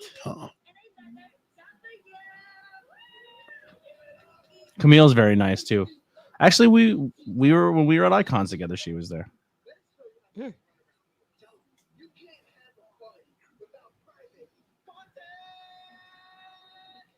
Very nice kids, but they're having a hard time getting over. They're New York kids. They need a manager. They need a gimmick change. Uh-oh. I know you're single.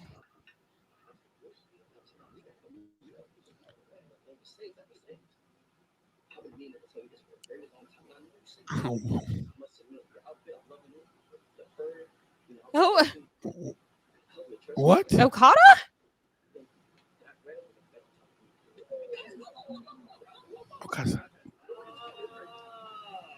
Okada's been killing it.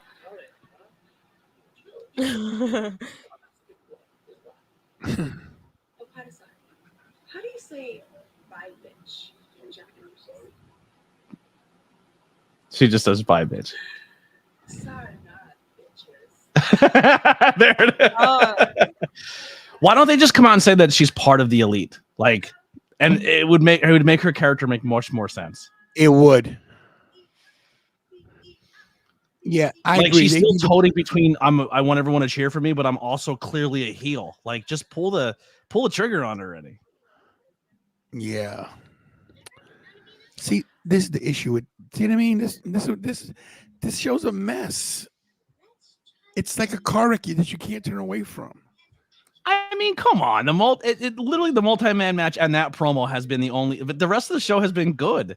That multi-man match happens every single Monday night on WWE. A throwaway put everybody involved in a matchup to tell a story. You're right. But the difference is the match is usually crisper. Look, we had a good match like that Monday night. Joaquin Wild made one mistake, missed a dropkick. But other than that 8-man tag, the LWO versus it was LWO versus Don't even get Judgment me Day. started on the LWO. What a joke. Well, it is a joke, but I'm saying, but the match was actually good. It was a crisp match. If you're gonna put 8 people in the ring, let it make sense and let it be a good match. It's I'm not gonna be just honest. I see most 8-man, 4-man, anything over a 4-man scramble on any wrestling circuit. Independent. If I'm on commentary, I'm like, here we go. I normally don't like them. I'm just. It's how can we get everybody an opportunity to wrestle? It's like a participation match. It's like when they make a C team because they can't tell kids they can't make the team, and they're just like, all right, we need something to do. Let's do a 4-way match and put a bunch of people in it, and hopefully everyone gets an opportunity because they'll just be happy then. I must be blind and oblivious because I'm kind of enjoying a lot of the stuff that's happening in both companies. Listen, I don't like the LWO because I think there's a lot of really good people in it that are being stuck in a stable that they should be more than just hey, a bunch of Hispanic people. Let's put them all on a team together. But LWO was always a waste. It was never good. They were always jobbers. But they were aware that they were what they were, and that's what made them special. I need a cold drink. Call Big Bucks Bobby. Call Big Bucks Bobby. He's gonna come in and do a dance for us. Maybe. No. Shut that down really quickly. We need two things, Bobby. I need a cold drink, and Anthony Blackwell is requesting a dance. Maybe with a song choice. Nothing's gonna stop us now. Rosen, what are you saying? You saw that too? Is that what you're talking about? Yeah. I put it on. I have the internet, Kara. It's a thing. I have my post notifications on. All right. For some reason, I thought that Dimitri posted that and took it right down. He put it on his stories. I screen recorded it. Yep. And hey, you're a psycho. Listen, he should have never. Kelly bouncing Bobby. Oh my God, Thomas with the rushing him. Oh dear. I'm not gonna play the sound because I don't want to get copywritten, but I will show you the video. This is why you're blocked on all. Because I will not risk an embarrassing moment being seen by any of you. The Street Profits and the Final Testament hurt my heart the way they're being booked. I love the Final Testament. They should be killing people. No. What? Cross is so good. No, Cross is good. I don't like them together. This was very random. The video showing you guys. I wasn't prepared for this. Why did he do I don't want to play. I don't want to play the music because I'm gonna get copywritten. But why did he do this? He said it was a dare, I think, right? No. He was. Dad showed it to him. He was like, "What is this?" He was like, "It was a dare." You know what it looks like? You know when the kid in American Pie is trying to dance for the foreign exchange student and everyone's laughing at him on the webcam? That's what that reminds me of. I don't know what you're talking about. Oh, Mariah May, American guys. Pie? Mm-mm. Oh my God. Let's see what she has to say. Mariah May. New champion, Mariah May.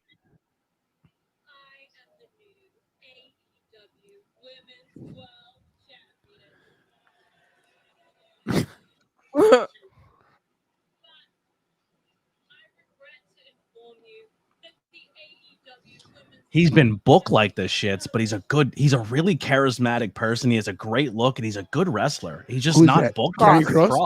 Cross is great. They just book him wrong. I love his longer hair too. I love the longer hair. It grew on me. He's honestly, Cross and Bronson Reed are really high up my list of people I got to sit and chat with and do meet and greets with. They were so nice. Mariah May says she's not doing her celebration in this town.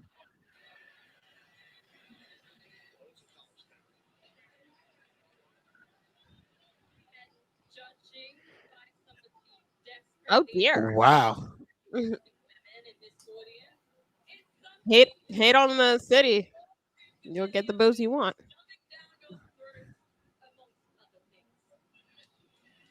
Did you? So I'm wearing the all-in jersey. Did you see this year's jersey, like the jersey they put out this year? I want to buy it so bad.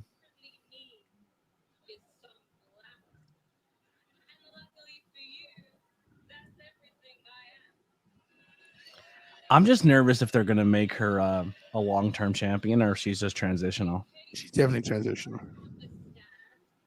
I think that, but I don't. A part of me doesn't think so either. I think Toni Storm gets it back from her though. Some shockingly.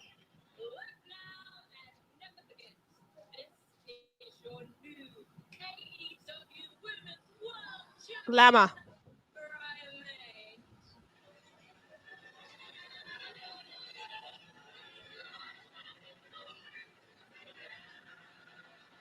I'm so happy they changed that belt. The first women's champion was so bad. Yeah, Push but- Shivani out the way. Look at Tony Schiavone. He's like, hey, I hate this. that Setting women back like 20, 30, 40 years.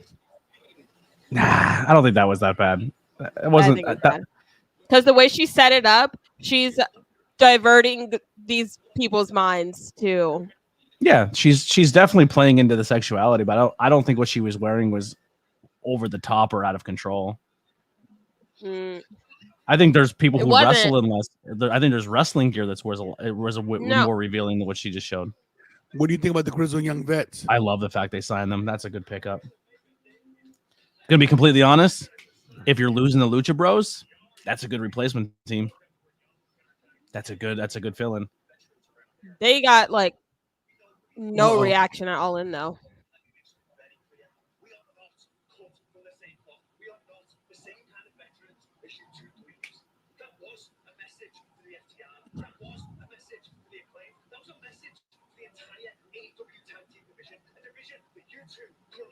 I love those titles. Wow.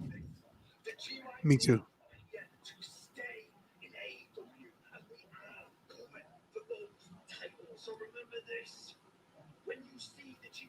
Agreed. I think Liv and Rhea were way more revealing than what Toni Storm just wore. Or I mean Mariah May. Sorry, they same person to me sometimes.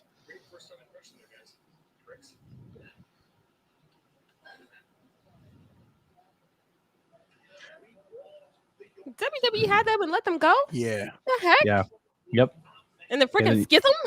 They didn't use them. Oh, they're here live. I love these outrunners. I think they're so entertaining. They're gonna get crushed though. But I love the outrunners. Oh.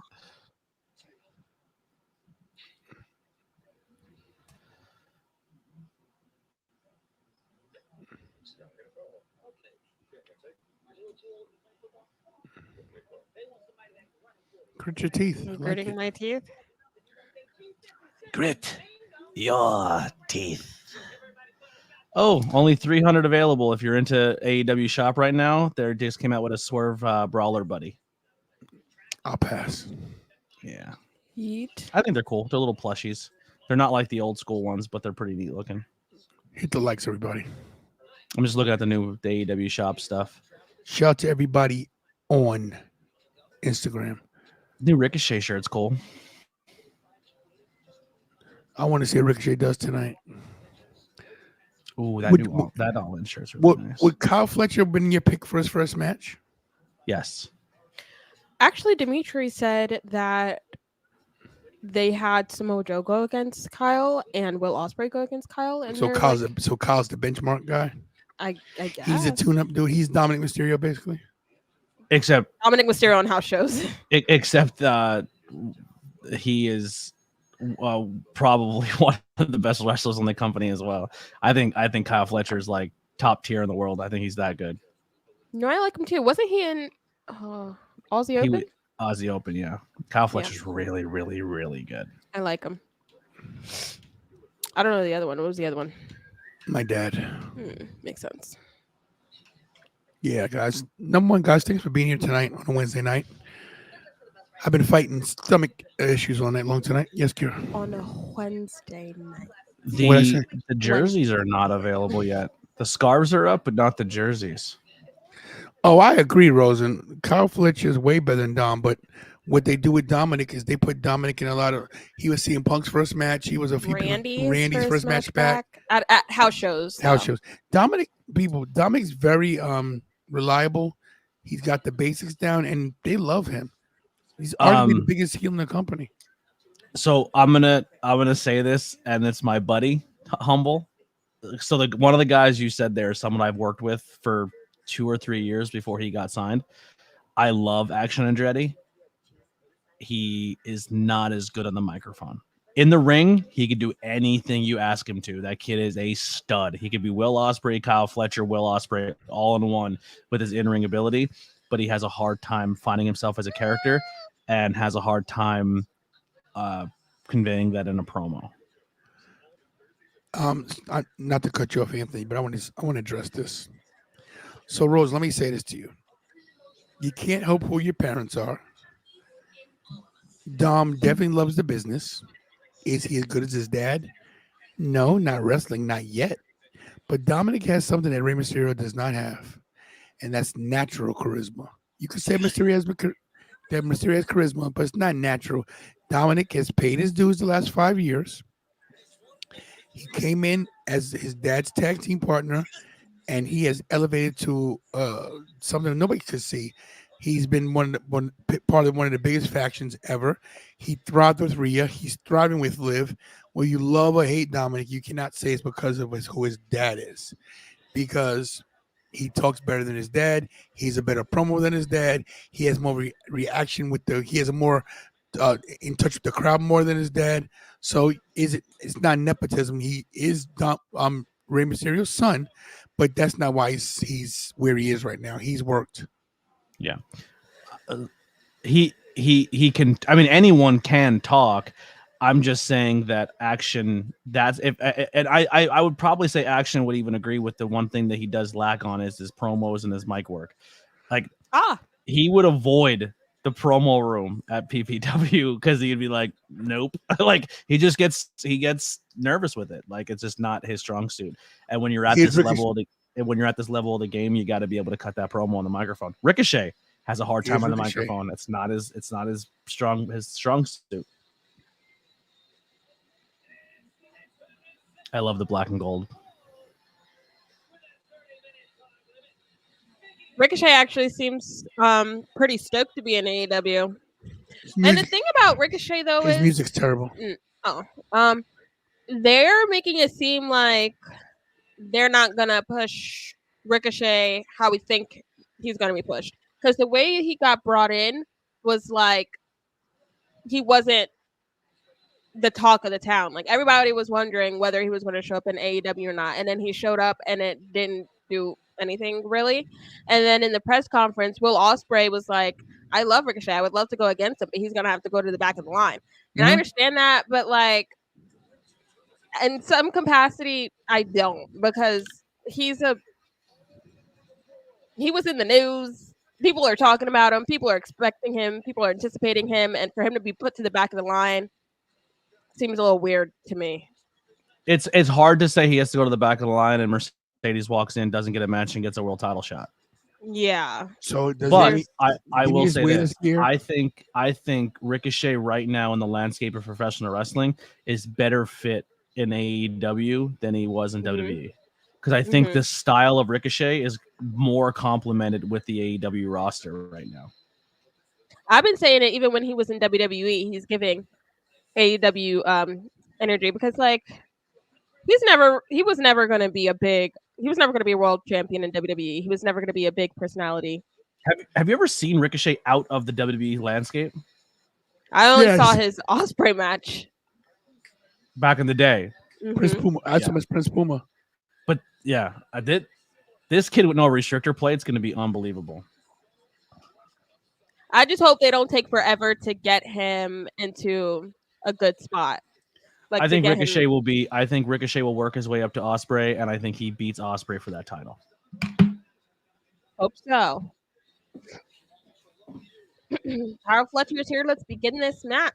And it's crazy because that Ospreay match was literally over 10 years, if not longer ago. I've got a problem. He's just the same gear on. Why? We barely saw him at All In.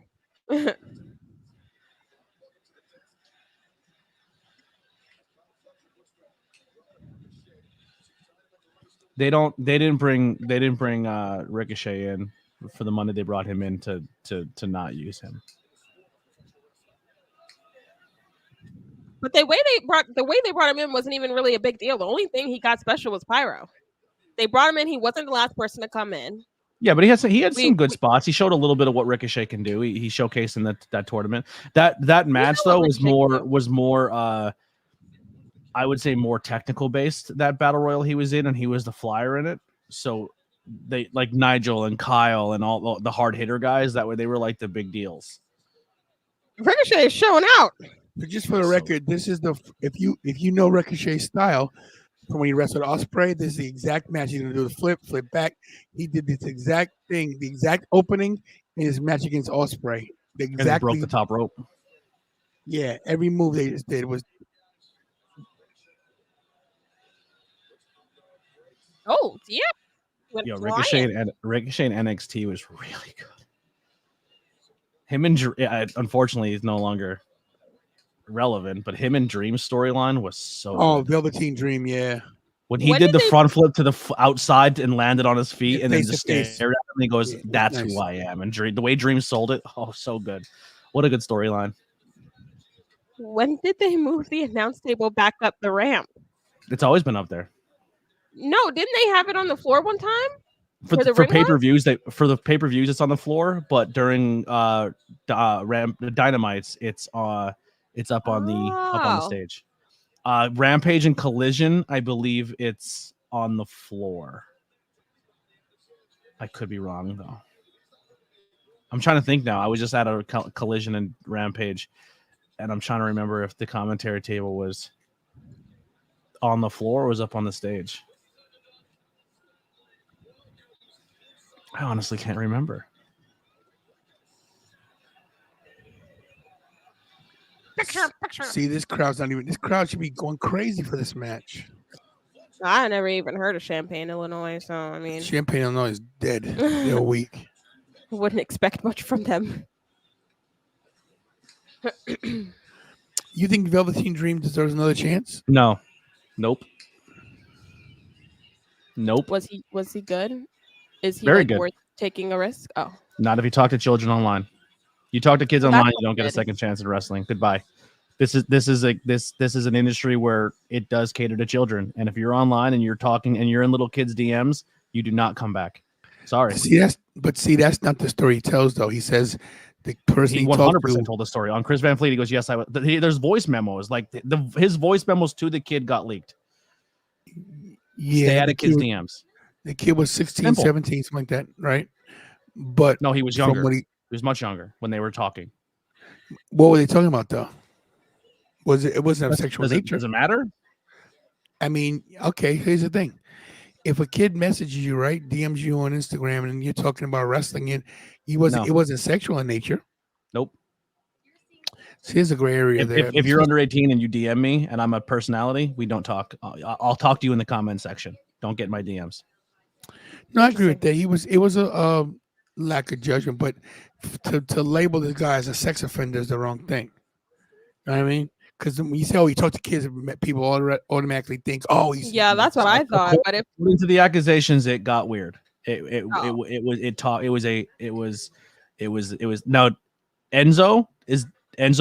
was accused by a woman, and police did investigations and found no wrongdoing. And then what got Enzo fired is people didn't like Enzo backstage. And then when Enzo tried to clear it up first with the police but didn't tell his employment first, they took that as he was trying to hide it and they fired him, even though he was right. He was cleared of it then. Marty Scurll, technically what Marty Scurll did in standards of the UK is 100% legal. But when Marty Scurll told the story, this is just from what I'm reading online. I'm not there. I don't know anything. So this is all speculation and rumors and innuendo. Don't sue me. But according to how it was sold online, is Marty went to a bar, met a girl. The girl happened to be underage, but age of consent in that country.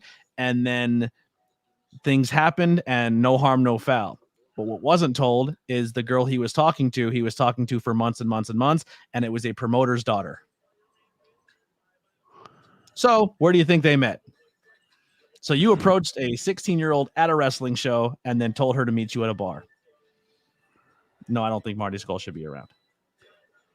Stone Cold put his hands on Deborah. True story. Sure. Man, I think if two adults do some things and it leads to whatever it leads to and people atone for it, fine. But if you talk to children and you're in an entertainment industry, don't come back. See you later. I can agree with you on that one. Back to live action.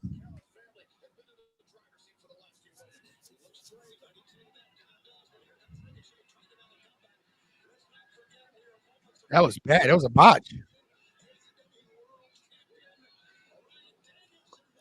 Oh, he dropped him on his face twice. Jesus. Yeah, that's bad. Dynamite. I mean, listen, one of the biggest celebrities in the world went to jail for SA or the R word. And he paid his dues. He changed who he is as a person. He's one of the most revered people on the planet. I mean, Mike Tyson. Mike Tyson. Now, if Mike Tyson did that to a 14-year-old, I don't think Mike Tyson should come back.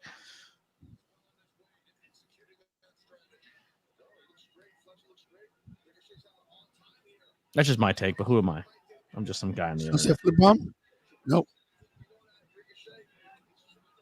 So this match must be, so great. It's little No, it's good. springboard, clothesline. He is a springboard clothesline, half high cross body. No, see, I saw a high cross body, but you called clothesline. I kind of saw the clothesline. So I don't know. They should never bring wrestling back to this town ever again. They're terrible. They need to drink some champagne and get lit. I'm gonna be honest. I think Agreed, Thomas. I think Ricochet's putting on a very, and I'm not saying this as a negative. I'm just saying I think he's still wrestling a very WWE style right now. It's flashy and it's flippy, but it's still very. You could tell he's still breaking out of that. No, I know what you mean because I was expecting a different Ricochet too. Even though he wrestles really good and smooth in WWE, I feel like he could be like edgier. I don't know the word, but different.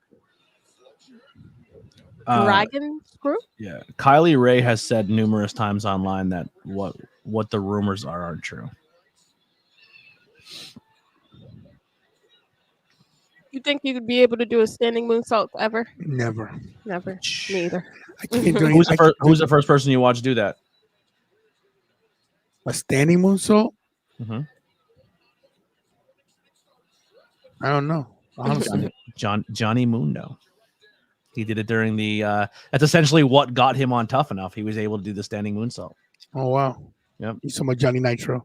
Johnny John Nitro, Morrison. Johnny Mundo, Johnny Wrestling, Johnny Mock. Yeah, he's Johnny Johnny Dynamite. I would have known by Johnny Drip Drip. That's the same person, right? You know what's crazy? Remember the rumor I told you way back about two people in AEW that were possibly talking to each other and they're both in relation. Well, one was in a relationship with a WWE star at the time that now works for AEW. They're starting to hit the internet now. Say it again. Who's that exactly? Remember, I told probably 3 years ago. I told you we were all talking to some people at PPW, and they're like, "Yo, did you hear the rumor?" Like the rumor at the time was that Britt and Christian Cage were a thing, and then recently it just hit the news that they're like, "Oh yeah, they've been possibly doing like." There's the rumor is right now that maybe Britt Baker and Adam Cole have broken up. Yeah, because she was possibly talking to Christian Cage for about 3 years. Christian Cage like 60. Yeah. But that was like a backstage thing that was talked about for a long time. So I guess Christian really wants to be just like Edge, following his footsteps. Sometimes the best heels, they write themselves, you know. Can anyone say Lita and Matt Hardy? Both named Adam. Yeah, I agree, Steven. I worked one show with that guy, and now once again, all rumor and innuendo. There's no truth to any of that. I But interviewed that's him, just the rumor. and Christian is divorced, guys. Yeah. I interviewed James Ellsworth. It's on my channel. Really? Oh, you did a PPW. I didn't know. The same show. He walked up to shake my hand. I go, I'm good, bro. I was like, I'm good. I have nothing for that guy. You shot your shot with Allison Kay. Good job, Wrestling for Life. I shot my shot with Paul Abdul. Allison Kay? Oh, from NWA.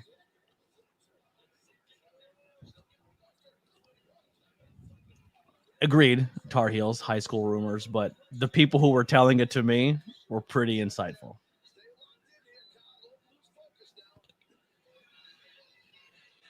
So basically, Kyle Fletcher is Will Ospreay Jr. Yeah. They're very similar to one another. Oh, good name. Very similar. What is with the pile drivers? A pile driver for like a high flyer guy is like their version of like the big hit. Because pile drivers back in the day were like illegal moves. Like back in the old school wrestling days, Kira, if you did a pile driver, like you were disqualified. That was like using a chair. DVD, Death Eye Driver 1. 2. It's hard to believe, right? Yeah. If you got hit with a pile driver in a match and it didn't give you a 3 count, people are like, this is fake. Listen, like, people used to get a pile driver and they went to the hospital. Like they sold it as if you died in the ring.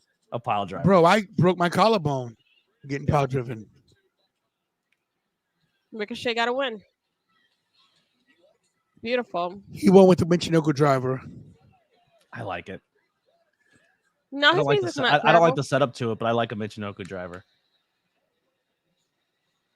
So guys like Ricochet need a driver move because trying to do 450s into your 60s is just not real. It's not realistic. Do you think Ricochet needs a talker? He needs a manager. Mouthpiece, what's it called? He should get MVP if MVP shows. No, MVP. It seems like they're dragging this out a little bit. He's not. They haven't cut away, and they're kind of giving him a moment here. Will Ospreay, come out, come on. I think they have to set up another match, right? Like somebody has to come out. He's your new toy. Ah, I called it. I love this man, y'all. Billy. Did I call it?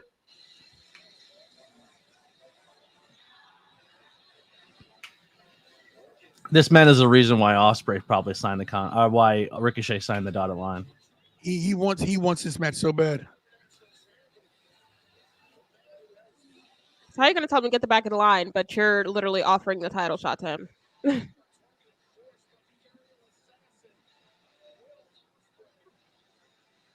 I like these international shirts they're doing.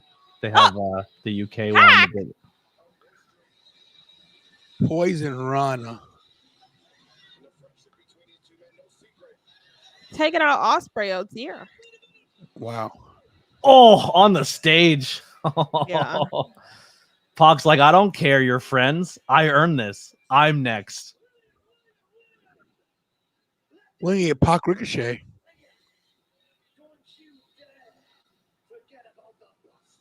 I love him. Didn't he just win the trio He's or won something? the trios title, see what I mean?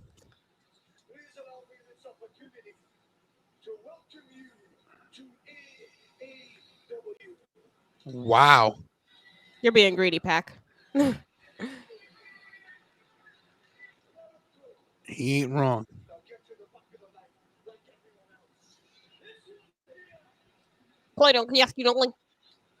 Is he even in the BCC?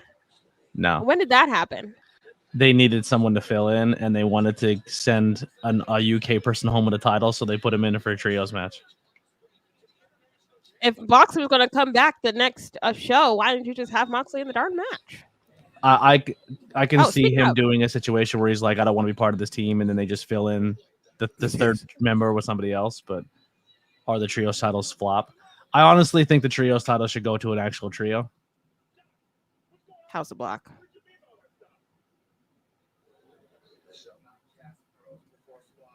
Are these guys gonna get beat up? These Oh. jobbers. Who is this? John Moxley with some. Who's this woman? Martin, is that Mercedes? What's it? I can't Marina tell. I can't tell. Turn around. Shafir? From the He back, said it looks no. like. Oh, it's Marina Shafir. Yeah. Marina Shafir, yeah. What are you doing with Marina Shafir? Generic speed while Mike Bailey got out of there. Marina Shafir is everything Ronda could be, but better. What the heck? What? That was so random. So terrible pop. This crowd is terrible. Okay, here comes Bryan Danielson. I don't understand what the heck John Moxley is doing with her. No, He's teaching people lessons. No, because he's been talking about her for years. He wanted to work with her. Yeah, that's a big deal. Remind me when we go off the air. I knew of a story. I just heard of a storyline that should have happened on AEW, but unfortunately it didn't. I'll tell you off air. Also, why the heck is Bryan Danielson talking about retiring after he just won the world championship? Because it came into the match more speculation because it could be his final countdown. Because if he would have lost that match, he would have retired. It was a career match. If he would have lost that match, his career was over. Over. But at the press conference, he was like, "I think it's time for me to go home." He's on a farewell. He's on a farewell tour right now. He essentially said he's going to give up at the end. He's done by the end of the year. Full time. He's done at the end of the year. You know, being not a full-time wrestler is not that odd anymore. You know who's not a full-time wrestler anymore? Roman Reigns.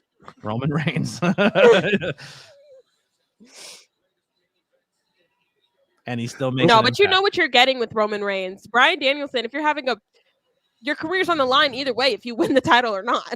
Yeah. I mean, I think you know what you get with Danielson too. You're going to get a banger match every single time. Roman Reigns has had 5 matches this year, I believe. Yeah. Checks out.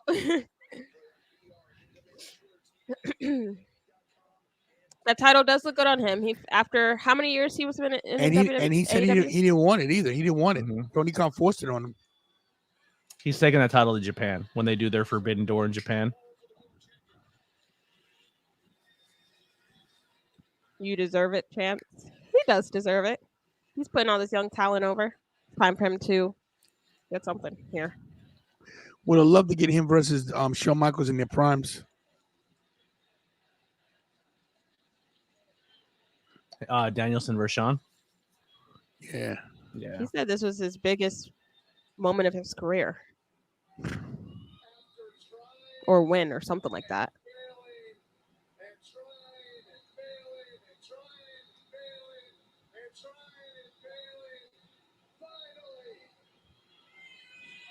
Terrible pop. Who's coming out? You know when he won the world championship in WWE, what happened for almost a year and a half to 2 years before he won the world championship? He Vince was trying to fire match. Yeah. Vince was trying to fire him too. He lost and then when he finally started winning, he became the Universal Champion and he made it the hemp title and he got rid of all the leather but leading up to that, he lost everything. He was losing all the time.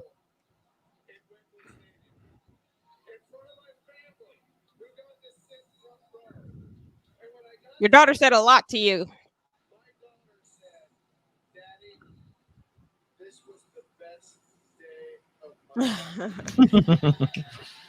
Birdie having her Noelle Foley moment.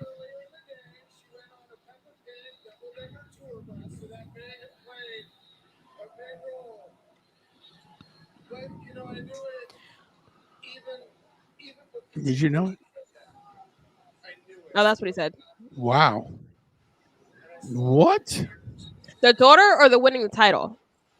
I guess because his kids were there. That's why they were part of it. I mean, Wembley Stadium is a iconic venue.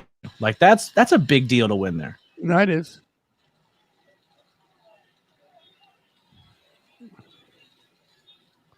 What's up, Clay? How you doing? And this is not to crap on WWE, but like WWE had to be force kicking and screaming to put a world championship on him the first time. So it really didn't it probably didn't mean the same to him when he won it in WWE, because essentially the boys had to stand up and say, if you don't give it to him, the writers literally told Vince, if you don't give him that title, you're crazy and we will stop working for you. And Vince, kicking and screaming, put the world title on Daniel Bryan. Wow. His contract with AEW expired. Years rest on a contract. Neck surgery. What? Brian, don't you play with us? What?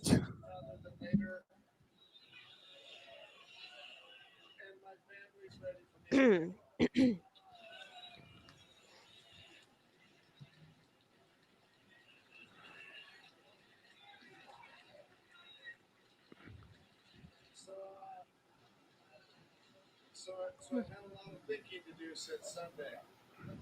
Cody? And when I first got to AEW, one of the first things I said was thank you to the people. AEW is pretty. Oh, awesome. he's not walking out the door before he wrestles Nigel and Christian. It's just not and Will Ospreay. It's not happening. Ospreay will retire him. Yes. And he will, and he's leaning into his neck is 100%, so he'll get through a couple people with his neck not 100%, and he'll get Tiger to Will driver. Ospreay, and then he'll Tiger Driver him, and he'll sell Over. the neck of the Tiger Driver and say, this is the end of my career. That's exactly how this plays out. Long-term storytelling in a company that doesn't tell a story, huh? And then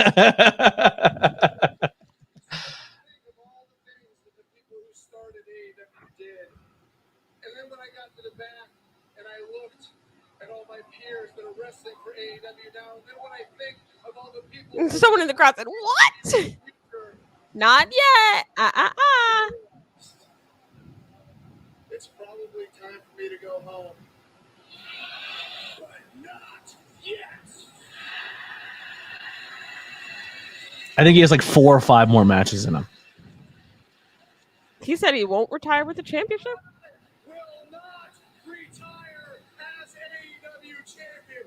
I am going to fight for this championship as much as I possibly can. And granted, don't get this twisted. As soon Red, who's the next head you're gonna kick in? Wow. as it's over, but that's not going to be anytime soon because I still have a lot of heads to kick in. You know who would be a cool match for him before he calls it? Him and Adam Copeland. Like 2 people who had their careers cut short and came to this promotion to get it. Him and Adam Copeland would be a cool matchup. Open challenge. And I've got an AEW World Champion. Is it Edge? You think you know me? Anybody who wants a shot, come get it. First Christian K. Oh, who's it? Jungle Boy. I mean, what's his name? Jack Perry. AEW World Champion of all time. Jack Perry.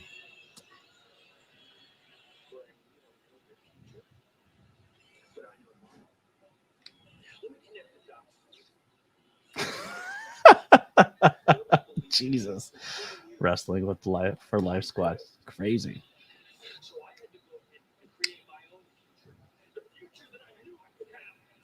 He did bury So, him. do you want a title shot? I destroyed Kenny Omega. I won the TNT title. I buried Darby Allin in Wembley Stadium. Isn't that crazy to say You're right. after I was set on fire? You and I never stood across from each other in the ring. Mm. Never set on fire. And beat. Hmm. I'm gonna do it again because my future is to retire the American Dragon, Bryan Danielson. See, this is not a good match for his first time. See, I think Jack Perry's good in the ring. I like Jack Perry as a talent a lot. Was that pre-recorded? Is that Jack Perry beating him up right now? Yep, he recorded it. You definitely bamboozled me, Jack. I'll give you that. I don't want to see this though. See, you guys, see what I mean? I don't. This is not. This was so underwhelming. I disagree. I like Jack Perry in the ring. Like I think Jack Perry's a good person to go out there and take a loss to Danielson. The thing for me that's making me a little standoffish to this is he's the TNT champion.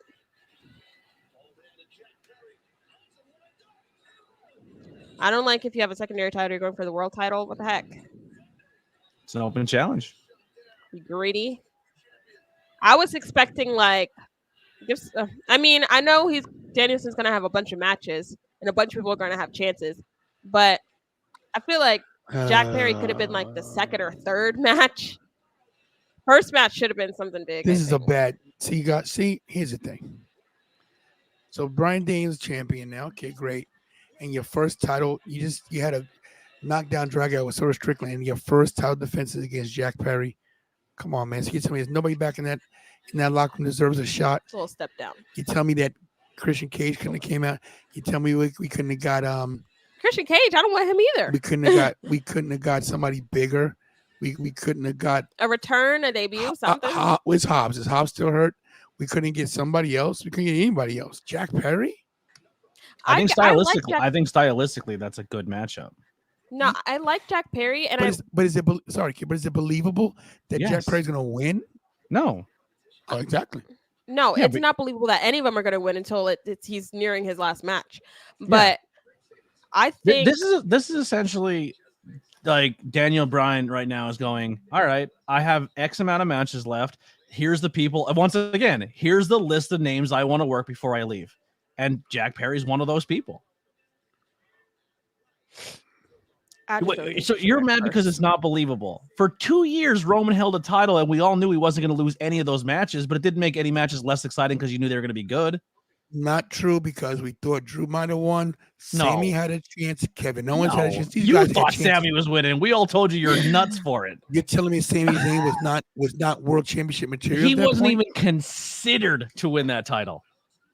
Drew, I was definitely convinced. They set it up for Drew to win. Look, here's the thing. This is the problem with AEW. So you're telling me the main event at All Out is going to be Daniel Bryan versus Jack Perry. Who the hell would care to see that? Who's going to pay for that? I don't mind the match. Who's going to pay for that? This is where the problem is. You got to put, this is what everybody's talking about how good wrestling is. Okay. You got to put asses in the seats. No one's buying Jack Perry versus Daniel Bryan as his first. Oh, I can't wait to see that match. Maybe.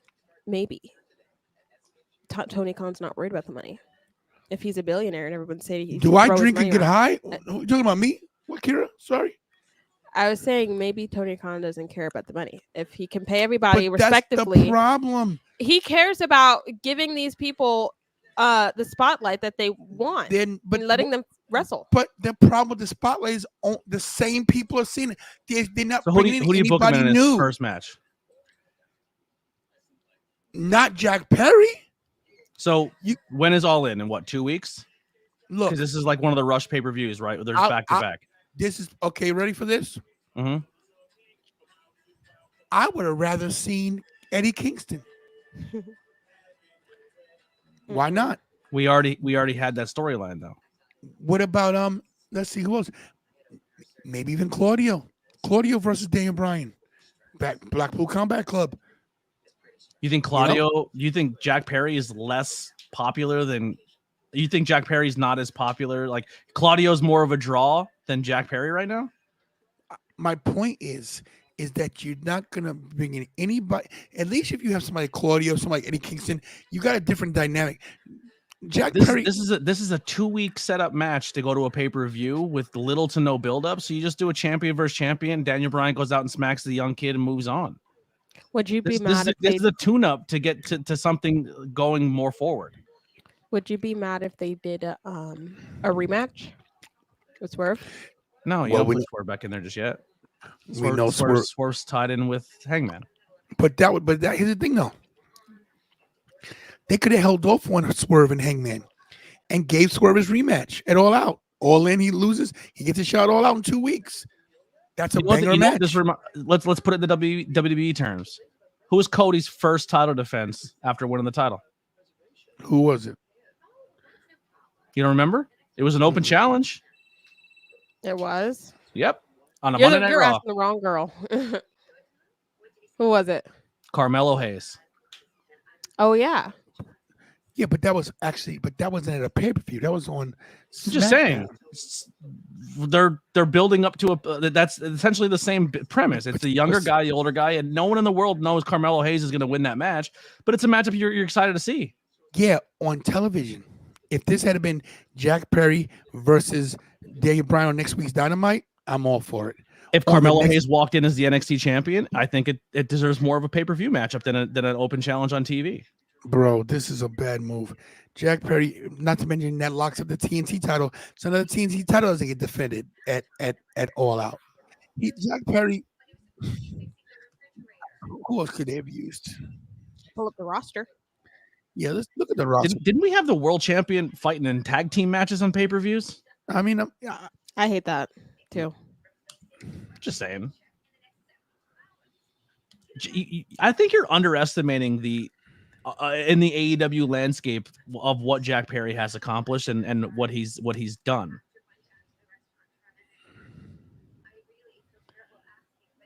we know Adam Cole's hurt. Do you want to scroll? Because I don't know what No, you're. let's slow down. You're going a little fast. You can't. Samoa Joe's filming. He's away filming right now. He's not in the picture, and we've already seen Jericho and Daniel Bryan recently. Buddy Matthews all day, every day. Jack Perry is a TNT champion. He's a multi-time tag team champion. Jack Perry was in a battle royal against a debuting Christian Cage and got the crowd behind him. He was over. He was over in that Rumble. You could have did Moxley. That's one. Moxley's doing a different storyline right now. Yeah, we know. Why do you want Moxley in the world title picture again? We've already had that. Malachi Black would have been a good pick. He's doing a storyline as well right now. He's doing a storyline. Miro's hurt. Yeah. You think Buddy Matthews turns because of what happened? I think no. so. I think kind of what the rumor is backstage that the House of Black aren't universally liked by a lot of people. Yeah, and I think Hobbs, Personally? unless he's hurt. it's. I'm going to be honest. It is a throwaway match. It's the match to start off this rivalry, but you only have 2 weeks to build up a pay-per-view, so you don't put a heavy hitter in this match to throw away in a 2 week span, because then you're doing somebody an injustice. Jack Perry's the perfect guy to go out there in a 2 week buildup, make some interesting things, do some heelish things, say some mean things, and put a pay-per-view match together. It is 100% a throw. This is your WrestleMania Backlash match where it really doesn't matter, and you're just doing anything you can to showcase your new champion to beat down somebody you really want him to see you beat up. Jack Perry is universally hated by most of the roster because he's this dirtbag shit heel. So why not have Daniel Bryan kick his head in? Because Daniel Bryan says like, "Oh, I'm not here to be the punching bag. I'm going to kick people's effing heads in." But Jack Perry's the perfect guy to throw in a 2 week notice to beat the crap out of him. But now you're beating up on the TNT champion. You diminish that title. When you're Daniel Bryan, you're not diminishing a title. You're the best in the world. It shows you they have no respect for their secondary title. I don't even know TNT is the secondary title. Which one is their secondary title? Okay. I think they have. I told you they have layers. Where was his primary, energy for 2 secondary, years when Roman was just scrubbing tertiary. people? Listen, that was I liked what they were doing with Roman because it made sense. Because it had a big W on it. Listen, it was good. It was everybody. Listen, the payoff was great. Two big W's. The payoff was awesome. The payoff was great. Yeah, The WrestleMania Undertaker payoff choke was great. slamming. That was awesome. Even if that didn't make sense, the outcome, Cody finishing the story, was a great outcome. And it did great things for Cody. People are super excited to have Cody as your champion right now. I'm sick of everybody in this chat tonight. I'm sick of Blackwell, sick of you, sick of them, sick of them all. I think honestly, you're just half asleep. I'm going to bed. Good night. The everybody. way you're speaking right Is Jack now Perry feels- more of a draw than Powerhouse Hobbs? Yes. I agree with that. He is. What was wrong with Nigel McGuinness? Nigel McGuinness would have been good. I think Nigel McGuinness is going to be set up for a different venue or place. That would have been good. I honestly, personally, I would have went with Nigel on a 2 week thing as well. But I think they probably have something more set up with that, where like Nigel's like, "Oh, I'm cleared now," and Nigel's definitely on the list. Christian's definitely on the list. The only title Powerhouse Hobbs has ever held is what, the FTW title? FTW. And he might have been 6-man tag champions too, maybe. But I don't know. But look, I'm exhausted. I got some stuff going on. Blackwell, thanks for being here. Appreciate you, Always, bro. man. I love coming in, giving you a little bit of that push. No, listen, on the today, AEW listen, side. tonight you guys beat me. If this was a debate, I'm Joe Biden tonight. You guys beat me. I'm sleepy tone. Oh, that's right. He was a TNT champion for like a hot cup of That's coffee. true. Looking past some people, shut up. I agree with Tony. I love all you guys. I'm never Kira. acknowledging you again, Pastor. You're dead to me. Exactly, No, I'm joking. exactly. I stopped acknowledging him too. Kira stopped knocking some time ago. Thank you, everybody on Instagram that watched tonight. Thanks for dealing with us. Guys, once again, either tomorrow or Friday, the Pete Rosenberg interview will be Yes, released. go watch that. Comment on it. So, real quick, I'm going to take this over for you because sometimes fan bases do this. They do it to me all the time. If I'm not live, I don't get the same love as if I pre-record something and put it out there. So, if you're giving this stream this much energy and you're in the chat and you're popping off and you're having a good time and you're talking with each other, give the pre-recorded interviews the same love because there's a lot of work that goes into these. Kira was busting her butt in the editing room. Like, this interview is a big deal to this channel. So make sure you give the same energy to the pre-recorded stuff as you do the live things. All right. So go show that love and support. It's a big deal for this channel. That is someone who is very, very respected in the business. And it's a good get for this channel. And it's only showing the upward progression of the TWF in this channel. So please, everyone show it that love. And also on my toy, I know I argued and not disrespecting because I didn't do that, but I argued with you and we had disagreements in the comment section, but that's good. It's all love. We're all wrestling fans. We're passionate. And I love the fact that we all stayed calm and cool, collecting, and no name calling. And it was a fun time. And you guys really popped this chat off and it was really good. So I appreciate all of you for being interactive. I hate all of you bastards. Oh. Yikes. Me and Kira love you. Yes. No, guys, thanks a lot. And guys, real quick, look at the thumbnail Kira made. I'm Not your not the favorite? biggest fan of this one. Oh. We need to. No, she did good. Let me take a look at it. Let's see what we got.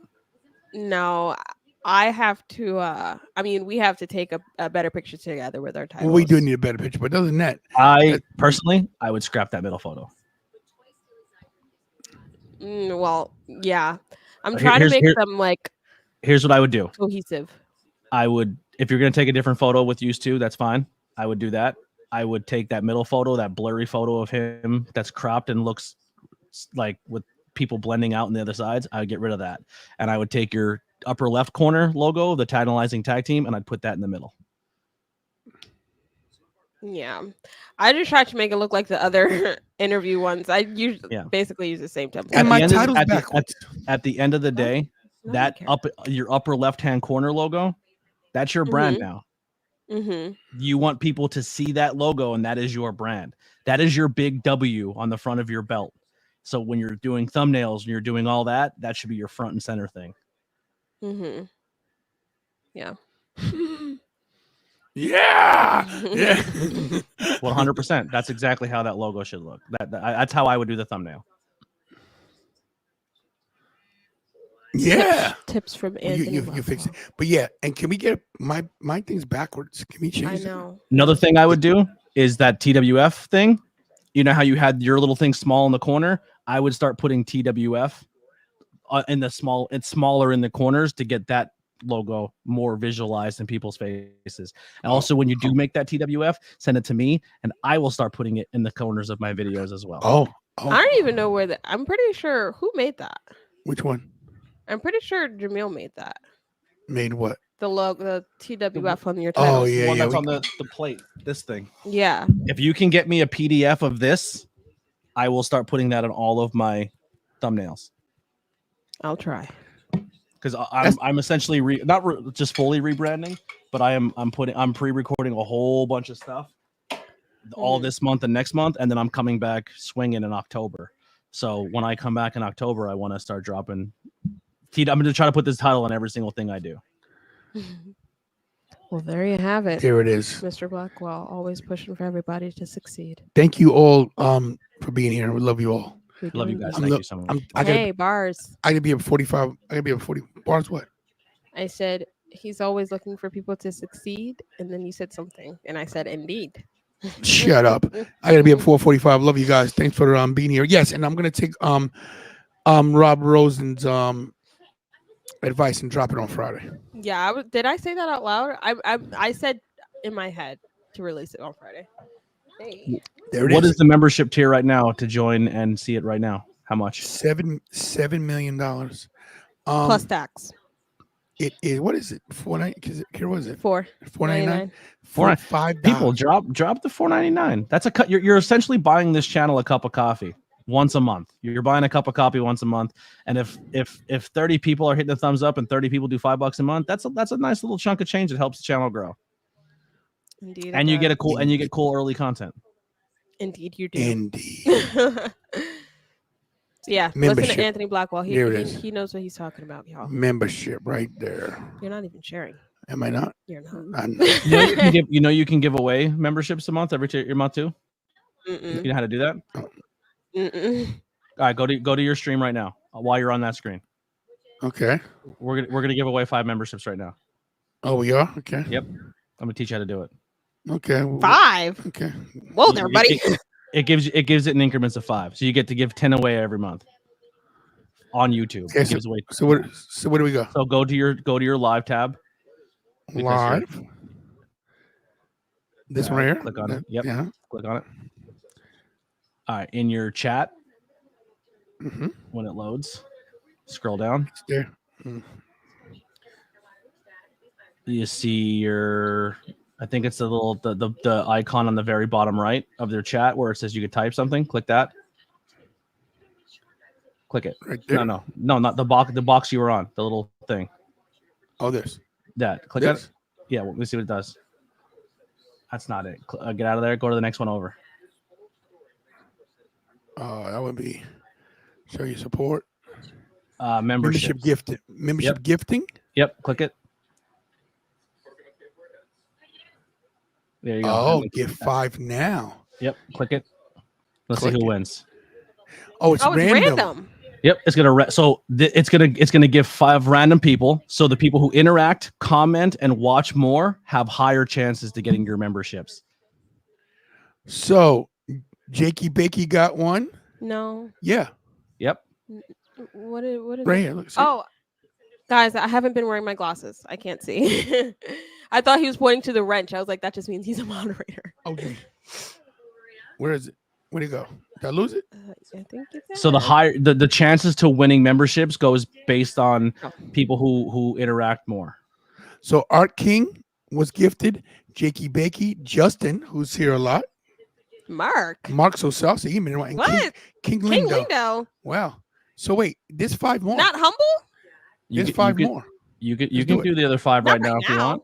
Yes, Do it Friday. I wouldn't do it right now.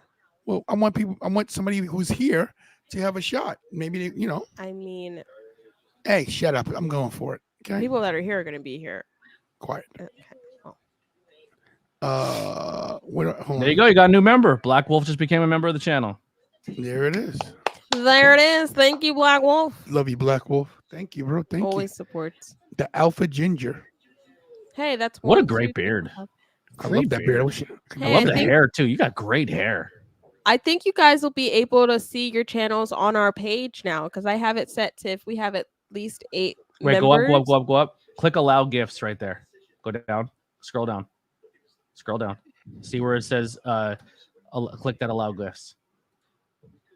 So if anyone's on there right now, turn that on because if you don't have that turned on, you will not receive gifts. Oh, So turn that on too. Yep. There might be a thing going on right now where you may not be eligible because you don't have that activated. So if you're watching this, you make sure you click that tab. So turn it on, guys, and I'm gonna give up 5 more. Oh, and Black Wolf just gifted somebody a membership as well as became one. Wow, Good. Black Wolf, thank you, bro. Yo, Black Wolf's a great supporter of the channel. He helps out. His name that's Manny Emmanuel. He helps out a lot. It's the big. He's on my Facebook. He's one of the big dudes that That's always awesome. helps me. He's a good friend. I feel like you, Dad, like an old person because Mr. Black Wolf. Listen, has to ABJ do got everything. you guys. Wait, did it say who got the gifted membership? Not yet. No. Yeah. Oh, next one No, over. hold If on. you're gonna do it, if you're looking for it again, I it's the can't next see tab. Kira, I can't see. Do it for me because the lights are on. I am burning. I am burning up. Excuses. Thank you, Black Wolf. Love you, Manny. Thank you, brother. All right. No problem. I'm always Where? trying to help out. No, it's the box, the middle one. This the one, money, right? yeah. That Good one. money. Click that. All right, then it's in there. membership gifting. Okay, here we go. I'm gifting 5. Here we go. You ready? Wait, everybody This is didn't even the say month- that they had it. The turned month's on? almost over, so you're giving away everything for this month, and then you can start fresh next month. Yep. Let's see who All right, wins. guys, so It's look. exciting. It's Here we exciting. go. Here you go. And let's see. Who we got? Who do we got? Showtime, King Never Silver, even seen that in a while. Joe, No Name, and Nick Rose. Nick Rose deserves it. Okay, some of these people I don't even know. They listen. They might. It goes randomly, and it goes by people who are. So they might be people who are watching, but don't watch don't live and chat. go back and watch later. Some of your Mhm. biggest people are always the lurkers too. Some people aren't always comfortable to type, so you never know that. I definitely, I'm a lurker. Yeah, Yeah. There it is. maybe they watch, they like, maybe they Yeah. share. Yep. They just don't comment. You never know. Everyone supports differently. Well, guys, looks like we could give. I think we should give away just 5 Every 2 a weeks. month. No, Every you- 2 weeks. You get 10 a month. I know you get 10 a month. So give 5 away, and then A month. But you don't get to keep them. You only get 10. They don't roll over. I know. And then if You they can't- want to, they get it for free for the month, and they're like, "Yo, I really like having the membership and doing that." Another thing then you could they'll do pay. too is you could set up special emojis that they can only get if you're a member. So you get special emojis, and then the longer you keep your membership, your color in the chat will change based on how long you've been keeping your membership. So if something that they're interested in, they got the free month. Now they'll continue to keep doing it. Maybe. Tonka Thomas. So you guys, everybody with this thing, your little icon, you guys can go watch that video right now. You can go watch the interview with Peter Rosenberg. There you go. We got to link up All soon right. to make some content with my new We will, cameras. bro. I want to do it. I want to do it in person. Definitely. I'm sweating like you see me sweating? I I'm do. dying right now. I'm so hot. Yeah, I'm exhausted. Kira, take us out because I'm about to pass out. Seriously. Thank you guys for coming into the show today. Thank you, Mr. Blackwell. Everybody go subscribe to Anthony Blackwell Jr. on YouTube. Love you, The link's always in our description, always on the channel. So subscribe to that man. He's awesome. He literally just helped 10 of you guys get the free access to the Peter Rosen. I mean, yeah, free access to Peter Rosenberg interview. So This is how Jay from Red makes 30,000. Is able to buy that one fit. Yeah, Mustang to Vin. Yeah, I know. what? Yeah, JD from New York kills it. I always have to start from the beginning because I never know what I'm saying if I venture off trail. Thank you guys for coming to your show. If you guys new, I hope you guys stayed, like, comment, share, subscribe. Hug and all kiss that your good champions. stuff. Oh, 'Cause we- take it over. because we are your gods And goddesses. and goddesses. I can't find Like, mine. share, subscribe, show us all of the love and accolade. I don't know. You got it. Accolades. You got Accolades it. that we deserve because we are the greatest tag team wrestling stable champions in the business on YouTube. There's no one better than this team of the TWF. At me, we'll fight anybody. We'll challenge you right now. So show us that love, show us the support. TWF is taking over. And then, yeah, all the other stuff. Hug and kiss family members because they might die tomorrow. All that other good stuff. Pray to God. Might die 'cause- tomorrow. The way you say it sounds awful. Pray to God because he may smite you. And we'll see you next time. Stay tantalizing. What he said. Yeet.